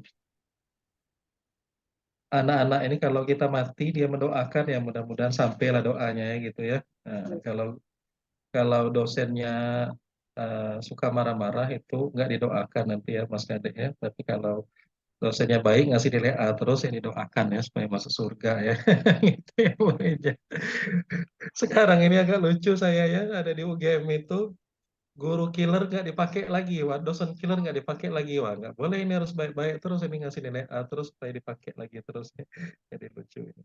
Baik, Mas Teguh atau Beli Teguh, eh, saya bingung juga bilang Beli tua saya gitu ya. Beli itu tuh kakak yang lebih tua atau kalau orang Jawa kan Mas itu siapa aja ya terserah ya. Kalau ini di Bali Ini gimana kakak Bu? laki-laki, Bapak. Ketua. Oh harus lebih tua ya. Oh, Ya. jadi kalau di bawah kita dipanggil nama aja gitu ya. Heeh, gitu ya. Sorry saya masih bingung. Mas Teguh aja ya. Mas Teguh ini namanya nama orang Jawa banget ini ya. Mas Teguh Budiasa gitu ya. Kayaknya Mas Teguh Google Earth. Saya senang ya kalau ada guru-guru kreatif seperti Mas Teguh menggunakan segala sesuatu yang bisa dipakai, tidak harus mewah-mewah. Google Earth itu sederhana tapi senang saya ya. Bahkan kita bisa lihat perkembangan kampung kita dari Google Earth itu ya. Kita lihat kampung kita, nah udah dibangun jalan baru, udah apa. Kadang Google Earth tapi Mas Teguh nggak diupdate-nya. Saya pernah lihat rumah saya itu masih berapa ya 7 tahun yang lalu itu belum di-update-nya juga, tapi nggak apa-apa ya, setidak-tidaknya memberikan gambaran ke anak-anak kita. Ya kalau bisa ya benar-benar karya wisata ya, kalau tapi ya karya wisata susah juga ya, duitnya juga ya mahal sekali kalau mau ke Jawa. Kalau tidak ada ya Pak boleh buat. Kalau bisa benar-benar ke Jawa. Karena kalau dalam taksonomi Bloom itu teman-teman, gimana rasanya coba bisa nggak makan pizza itu coba dibayang-bayangkan aja, oh pizza itu bentuknya bulat, dibelah-belah gitu. Bisa lah kita bayangkan ya. Tapi kalau udah makannya betul, oh baru kayak gini, gini kayak gini. Udah tiap hari makannya udah nggak mau lagi ya Bu Oka ya. Tiap hari makan hotel kayak gini rasanya saya mau pulang aja makan tauco sama apa namanya tempe goreng sama ikan asin aja di rumah ya. Lebih enak kayaknya Bu Teja ya daripada makanan bule-bule ini ya. Karena tiap hari. Ya itu cerita lucu-lucu ya. Oke ya. Jadi penggunaan Google Earth, penggunaan apapun itu ada lagi beberapa Mas Teguh yang bisa digunakan bukan Google Earth aja, Google Book ya, Google Scholar, Google Book banyak buku gratis, Google Scholar, kemudian eh, adalah platform-platform lain. Nah, tapi sembari ada pertanyaan yang lain juga, apakah ada platform lain? Tanya dari Mas Rizal tadi. Inilah lemahnya kita di sejarah, Bu Teja. Beda sekali dengan teman-teman fisika. Teman-teman fisika tuh ada platform animasi untuk praktikum-praktikum mereka. Kalau kita sejarah, tidak ada. Lain di Historia, Tirto, Pinter ID, udah buka semua itu belum, teman-teman? Tirto ID, Pinter Pinter Sejarah, Pinter apa ya? Pintersejarah.com kalau saya nggak salah ya. Nah, itu aja platform kita nggak terlalu banyak. Nah, ini tantangan bagi teman-teman kalau mau jadi konten kreator silakan. Memang benar ya konten kreator sejarah tuh nggak akan terlalu banyak duit ya. Seperti teman-teman jadi konten apa misalnya konten game online, konten masak-masak, konten kuliner, cari makan-makan. Wah, itu laku itu ya. Cari makan murah ya, di sekitar kampus. Wah, itu laku itu kalau ada yang kayak gitu. Tapi kalau Mas Kadek buat konten sejarah tentang misalnya sejarah perang Kuputan, sejarah ini, sejarah Pura ini, itu yang nonton hanya orang-orang yang mau aja, nggak banyak. Tapi yakinlah, pasarnya ada. Pasarnya ada. Walaupun nggak banyak pasarnya ada. Rupanya buktinya Historia masih hidup sampai sekarang. Nah, memang Historia itu dimaksudkan bukan untuk edukasi, bukan untuk pendidikan ya, Pak Teguh ya. Memang itu benar-benar untuk komersil kalau Historia. Dan tentunya Historia itu hanya potongan-potongan cerita yang pendek-pendek saja, nggak bisa mencakup seluruh. Dan memang satu peristiwa tertentu, katakanlah perang di Ponorogo, misalnya nggak mungkin perang di Ponorogo yang ceritanya berjilid-jilid itu bisa diceritakan dalam waktu 3 menit. Tentunya puncak-puncaknya saja apa yang disampaikan, yang bisa kita sampaikan yang menarik. Karena yang panjang itu tentunya di bahan ajar kembali kata saya. Untuk platform-platform pendidikan terpaksa guru harus kreatif, inovatif, bikin sendiri. Nah, kalau kita ngambil foto dari orang, ngambil potongan-potongan video, jangan lupa ya disampaikan di belakang videonya itu sumber-sumbernya mana, di deskripsi juga disampaikan sumber-sumbernya dari mana gitu ya. Oke ya, bagus Google Earth dimanfaatkan. Kemudian platform lain sudah saya katakan ya, ada Tirto ID, ada Pinter Sejarah, Pinter Politik, maaf salah, Pinter Politik ya. Ada platform Pinter Politik, nggak banyak ya platform sejarah yang saya ketahui. Dari Mas Rizal, bagaimana sejarah mengadakan bagaimana sejarah. Oh ya, bagaimana guru sejarah menghadapi tantangan yang akan ada di masa depan? Tentunya tantangan bagi guru sejarah banyak banget ya. Kalau kita yang hidup di masa Soeharto, Bu Putu, ya ya gini-gini lah ya, gini ya teman-teman yang sudah senior, tantangannya nggak begitu banyak lagi. Kalau teman-teman yang hidup di masa depan, Mas Kadek dan kawan-kawan, waduh itu nggak kebayang ya. Makanya Mas Kadek harus dididik dengan bagaimana masa depan. Kadang guru-guru bilang kayak gini ya, karena dosen sejarah Mas Kadek ya. Dulu zaman ibu, kalau kata saya sendiri, saya juga berapa kali ngulang kayak gitu. Dulu zaman ibu, masalahnya Kadek ini hidup pada zamannya, bukan pada zaman dosennya. Kadek ini lahir meluk handphone. Nah gitu. Generasi Kadek ini lahir satu paket hari-harinya sama satu handphone, satu gadget. Apalagi yang anak-anak kita yang lahir tahun 2010 ke atas. Wah, itu lahir meluk tab itu. satu paket sama hari-harinya istilahnya ya. Nah, jadi kita nggak bisa memisahkan mereka dengan gadget seperti itu ya, karena memang itu sudah satu kesehariannya. Kadek kalau kuliah lupa bawa handphone, pulang lagi nggak? Iya, pulang. Pulang. Kalau habis pulsa, kamu lebih seneng habis pulsa apa habis beras? Ayo Bapak tanya. Rizal gimana? Lebih enak habis beras apa habis pulsa? Yang mana kamu lebih khawatir? Yang lebih berkeringat mana? Habis beras apa habis pulsa? Habis dunia ini kalau gini Pak. Ah, Nggak ada pulsa dia nih. iya. Kalau habis pulsa nggak tahu mau ngapa-ngapain, Panik deh. bingung ya. Panik Ya, semua Pak. jangankan hilang lupa ke ini ya, lupa ke Indomaret mau HP aja itu langsung bingung mau ngapain. Itu saking sudah tergantungnya kita dengan gadget, termasuk saya ya, gitu ya. Nah, baru kurang sembahyang sedikit misalnya, udahlah, udah buka WA gitu, sambil sembahyang sambil buka WA gitu. Nah, jadi tangting tangting tangting tangting bunyinya. Jadi orang merasa risih dan terganggu. Itu enggak. Itulah bagaimana gadget sangat mempengaruhi hidup kita. Mau pesan pesawat, mau makan, mau apa. Enggak jalan lagi kita ya, tinggal duduk aja. Semua makanan ada segala macam ya di depan muka kita, sehingga lemahlah kita secara sosial. Ya, teman-teman, anak-anak kita lemah secara sosial, makanya banyak bahasa-bahasa planet keluar dari anak-anak kita yang nggak pernah kita ajarkan. Mungkin merasa nggak teman-teman yang guru? Ada anak-anak kita keluarin bahasa-bahasa planet yang nggak pernah kita ajarin ya. Dari mana ya dia belajar itu? Orang tuanya nggak ngajarin, gurunya nggak ngajarin, tapi kok bisa-bisanya bilang seperti itu. Nah, itu challenge bagi guru di masa depan. Dia akan sangat, uh, dia akan berat, lumayan berat ya menghadapi anak-anak yang tidak seperti di masa ini ya. Uh, Ketika kita jelaskan apa, oh salah Bapak, katanya, itu ada anak saya ini Mas Rizal, saya kasihan juga sama gurunya. Bapak tahu nggak tentang planet ini katanya, karena dia baca nonton di ini ya di uh, YouTube ya. Wah masa ini Pak Guru itu aja nggak bisa katanya. Waduh, gawat gawat anak-anak gitu. Masa itu aja nggak bisa katanya. Misalnya jadi dia ngetes aja, misalnya dia cerita baca dulu tentang peristiwa apa misalnya revolusi Amerika. Bapak tahu nggak ini tesnya ya kita ya. Apalagi sekarang dia punya ruang guru ya. Dia punya ruang guru itu. Ruang guru kan nggak perlu susah-susah. Video kan tinggal diputar-putar aja berkali-kali tuh. Materi tinggal dipakai aja berkali-kali. Atau mungkin tinggal diupdate-update aja setiap tahunnya. Nah, sementara kita guru-gurunya tidak mengupgrade diri dengan materi-materi baru, dengan hal-hal baru, sehingga kita ketinggalan. Apalagi guru-guru kita di daerah-daerah terpencil, Bu Teja, pastinya mungkin buku tahun 2010 masih dipakainya sampai sekarang nggak berubah-berubah gitu ya. Nggak, atau mungkin dikasih terus buku paket nggak pernah dibacanya, sehingga dia tidak pernah mengupdate ilmu-ilmu baru, sehingga banyak sekali hal-hal baru dia tidak tahu. Nah, diseminasi pun kita anggap, oh, masa kamu nggak tahu?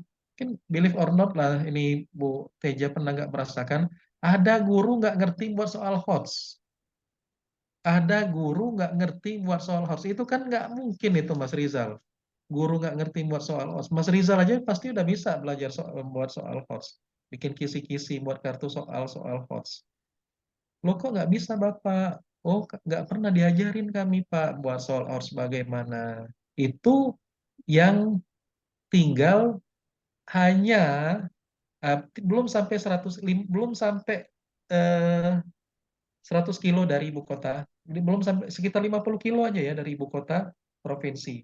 Bisa dibayangkan yang 3T, yang tinggal di Pulau Natuna, yang tinggal di perbatasan dengan Timor Leste misalnya, yang tinggal di pedalaman Kalimantan.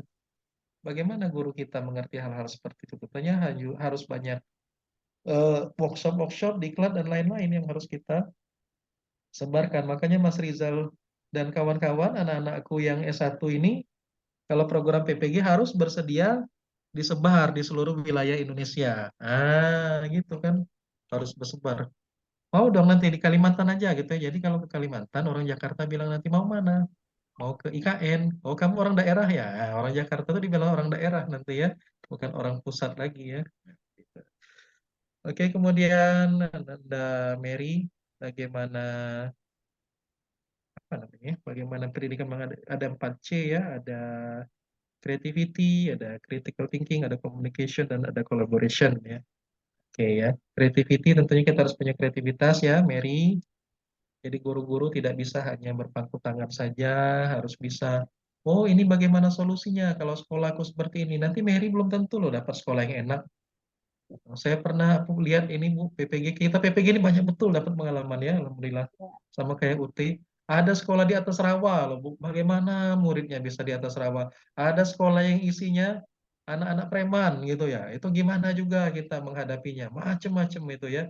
Ada yang petani semua, nanti Mary akan menghadapi bagaimana isinya. Orang nggak berpendidikan semua, bapak ibunya gitu ya. Atau mungkin Mary bisa juga di kota, anak dokter semua kayak di sekolah saya, anak dokter, anak S2, anak apa, yang bapaknya kritis semua, bahasa Inggris meletot sedikit aja, salah itu Pak Guru katanya. Nah, itu gimana itu kalau misalnya Mary menghadapi hal seperti itu? Tentunya harus banyak tantangan, Mary harus bisa beradaptasi, kreatif menghadapi siswa seperti ini, menghadapi wali seperti ini, menghadapi lingkungan seperti ini, kita harus tanggap, harus pinter-pinter Mary sebagai guru di masa depan. Kemudian critical thinking, berpikir kritis, wah itu juga harus ya berpikir kritis ya. Jadi yang dibaca banyak ya, yang dilihat banyak. Kalau bikin soal harus bisa, kemudian terhadap sesuatu nggak langsung terima. Ya, seperti kata saya tadi, buka internet dikatakan Borobudur peninggalan Nabi Sulaiman, percaya gitu, gara-gara buka satu ini aja, didoktrin orang satu hal, percaya gitu. Kalau kita baca buku sejarah, tentu kau udah ngajarin, nggak boleh kita langsung believe terhadap satu penulisan orang itu saja, harus ada kritik sumber. Orang ini ngomong seperti ini, orang ini ngomong seperti ini. Banyak loh Bu Oka, itu pelaku-pelaku sejarah yang bohong itu ya, gitu ya. Masa dia nembak Belanda, oh itu Belanda 3 mati di tangan saya. Mana ada Belanda 3 mati, hebat banget ya pada masa pergerakan langsung nembak Belanda 3 biji gitu ya. Tentunya 1 biji langsung kabur, logikanya seperti itu. Kalau masa-masa revolusi fisik di masa lalu menembak Belanda langsung dari dekat segala macam. Itu kan dari dekat itu udah dihajar sama tank-tank dan ditembakkan Belanda yang kayak apa senapan otomatisnya itu. Jadi harus ada logika-logika yang kita pakai apakah ini benar atau tidak dalam sebuah peristiwa sejarah. Tentunya dalam menghadapi politik, dalam menghadapi apa peristiwa-peristiwa yang lain, adik-adik di sini harus bisa mengambil apa namanya benang merah dari sebuah peristiwa. Kemudian communication jelas harus pintar ngomong ya anak-anak ya. Ada loh teman-teman ya, adik-adik ya, Mary, teman-temannya itu kalau di Palembang itu ngomongnya kecil banget gitu ya. Kata saya kamu ini kayak jual obat aja nanti, kata saya pakai speaker, pakai yang di belakang apa namanya, di belakang badan itu sambil ngomong supaya suaranya sampai. Nah, itu gimana kalau ngomongnya kecil banget ya? Nah, sementara anak-anaknya bandel-bandel ya, Mary ya, anak IPS ya, anak IPS terkenal ya, Mary ya. Bandel-bandel banget ya kalau ngajar IPS nanti. Nah, itu eh, kita harus siap menghadapi siswa kita dengan segala aneh-anehnya ya, tingkah lakunya dan lain-lain. Karena pada masa itu mereka masih mencari jati diri, masih mencari kepribadian, belum menemukan siapa akunya masih belum tahu, egonya masih tinggi ya. Dan apa yang terakhir, collaboration ya, Mary ya, kolaborasi. Bisa berkolaborasi dengan siapapun, dengan orang manapun, dengan stakeholder, dengan orang luar, dengan museum. Di sini guru-guru yang tergabung dalam aksi nggak ya, Asosiasi Guru Sejarah Indonesia? Ya, sudah. Bergabung ya, syukur ya. Mas Sumardiansa masih Ya. muda banget ya, Mas Sumardiansa itu anak muda yang kreatif dan inovatif. Dan tentunya adik-adik juga harus bisa ya, ada waktu saya kan asesor nasional ya, PPG. Nah, nanti kan Mary dan lain-lain akan PPG ya. Ada loh ini Bu Teja mungkin nggak percaya, anak-anak alumni kita S1 ini tidak tahu singkatan PGRI apa. Udah banyak saya ketemu, apa singkatan PGRI nggak tahu Pak, singkatan PGRI apa. Apa singkatan IGI nggak tahu singkatan IGI itu apa. Apa singkatan LPTK nggak tahu apa singkatan LPTK apa. Nama bapak kamu, Pak, kamu ingat nggak? Kata saya, ingat kalau nama bapak saya. Gitu. Syukur masih ingat nama bapak kamu, kata saya ya. Takut-takutnya nama orang tuanya aja udah lupa gitu ya. Nggak tahu apa yang diingat anak-anak kita sekarang. Nah, sampai Sejauh itu apalagi kita tanya tentang Undang-Undang Sisdiknas, jauh panggang dari api, nggak akan tahu. Mary tahu nggak Undang-Undang Sisdiknas? Nggak tahu itu Undang-Undang Sisdiknas apa, mengatur apa? Apa hak seorang guru? Apa kewajiban seorang guru? Nggak tahu juga anak-anak kita itu, Bu Oka. Nah, inilah gambaran anak-anak kita di masa depan ya. Tetapi anak-anak kita harus terus berkolaborasi dengan museum, dengan organisasi, dengan alumni ya, dengan MGMP. Jangan sampai nanti ketika sudah jadi guru, nak ya, berpangku tangan saja, nggak mau organisasi, nggak mau keluar, pokoknya saya ngajar, dapat duit 7 juta, pulang bahagia. Nah, itu kan nggak seperti itu. Makanya motivasi saya, Bu Oka, kalau teman-teman lagi PPG yang praktis-praktis aja, kamu kan 3 juta ya, kata saya, sebulan ya. Kalikan 12, berarti 36 juta. Mau hilang 36 juta, kata saya. Oh, nggak mau, Pak, katanya. Kira-kira gitu kan. 36 juta kamu sudah bisa berangkat umroh, kata saya. Nggak mau, Pak. Heeh. Jadi gitu aja motivasinya Bu Teja. Itu terngiang-ngiang sama mahasiswa saya. Kalau kita bilang belajar anak, belajar tekun, wah nggak masuk itu yang hal-hal seperti itu ya. Kalau kamu nggak Kita lulus masuk 2 tahun lagi baru tes, kata saya, 36 kali 2, kata saya, berarti berapa tuh? 72 juta hilang. Mau kamu, kata saya, hilang 72 juta? Nggak mau Pak. Belajar rajin, kata saya. Nah itu sederhana sekali kalau kita. kata duitan ini diajarin. Ya, mata duitan. Ya. Guru-gurunya kalau kayak gitu nggak akan mau ngumpul tugas segala macam itu Bu ya. Nah jadi itu Mas Teguh, sorry, Ananda Rizal dan Ananda Mary. Mary semester berapa? Semester 1, Bapak. Oh luar biasa ya, semester 1 ya. Mau jadi guru? Mau, Bapak. Mau, alhamdulillah mau jadi guru ya. Itu pertanyaan yang akan ditanyakan oleh asesor PPG. Nah, teman-teman Kaprodi ini harus menyiapkan anak-anak kita karena tanpa PPG Jadi guru. nggak bisa jadi guru. Nah, Mary ini mungkin agak kurang beruntung, bukan kurang beruntung ya, umurnya terlambat lahir ya. Kalau lebih cepat lahir gratis PPG-nya. Nanti di masa depan berbayar ya, PPG berbayar. Nggak tahu saya skemanya seperti apa. Saya sudah menduga memang nggak akan lama ini yang gratis ini. Hanya beberapa tahun aja pasti akan berbayar itu PPG. Dan PPG memang salah satu rekrutmen yang sangat-sangat bersih, saya tahu betul, dan kemudian terukur ya teman-teman, dan sesuai tujuan, dan memang kita ingin benar-benar mencari guru profesional yang akan bisa meningkatkan harkat dan martabat bangsa kita ke depan. Itu Mas Kadek. Baik, terima kasih atas semua jawabannya Bapak Syarifuddin. Dikarenakan waktu telah menunjukkan pukul 10.50 waktu Indonesia Tengah, maka kegiatan kuliah umum ini akan kita akhiri. Namun sebelum itu, izinkanlah saya untuk membacakan simpulan pada kuliah umum hari ini. Yakni dalam simpulan kuliah umum mengenai digitalisasi media pembelajaran sejarah di era 5.0, dapat disimpulkan bahwa transformasi digital membuka peluang baru untuk meningkatkan pengalaman belajar. Integrasi teknologi dalam pengajaran sejarah mungkin aksesibilitasnya lebih luas dan memfasilitasi yang dinamis antara guru dan siswa dan menciptakan lingkungan pembelajaran yang lebih adaptif. Baik, itu simpulan dari kuliah umum pada siang hari ini. Sebelum kita mengakhiri pertemuan pada siang hari ini, marilah kita untuk mengadakan foto bersama atau dokumentasi, dan seluruh peserta diharapkan untuk membuka kameranya terlebih dahulu.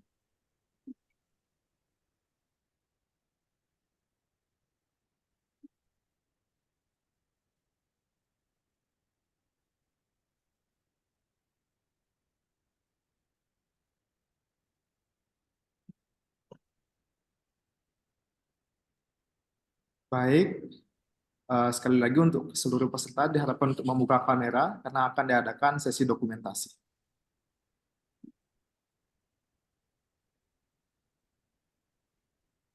Baik, dibuka cantik-cantik kan dengan semua ya anak-anak kita nih ya Bu ya.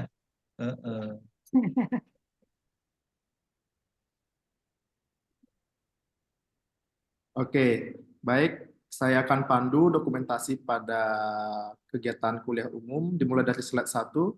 1, 2. Naiknya slide 2. 1, 2. Oke, slide 3. 1, 2. Baik, dengan dokumentasi ini maka berakhir pula kegiatan kuliah umum kita pada pagi hari ini. Terima kasih sekali lagi kami ucapkan kepada Bapak Dr. Syarifuddin yang telah memberikan materinya pada pagi hari ini. Dan terima kasih pula saya ucapkan kepada Bapak dan Ibu dosen yang telah hadir pada kuliah umum pada hari ini dan seluruh teman-teman dan seluruh peserta pada kuliah umum pagi hari ini. Baik, sekian kuliah umum. Akhir kata kami tutup dengan Parama Santi. Om Santi Santi Santi Om. Wassalamualaikum warahmatullahi wabarakatuh. Shalom Namo Buddhaya. Salam sejahtera untuk kita semua. Salam harmoni. Ya, selamat siang semuanya. Sampai jumpa, Bu Oka, Bu Teja, Terima kasih Pak Pak Syarifuddin. Wedeva, Terima kasih, Terima kasih, Pak. semuanya, Bapak. Terima Pak kasih Rudi. Pak. Sampai jumpa ya. Mudah-mudahan bisa ketemu secara fisik. Terima kasih, Terima Pak. kasih Pak Siang. Syarifuddin. Pak. Tes.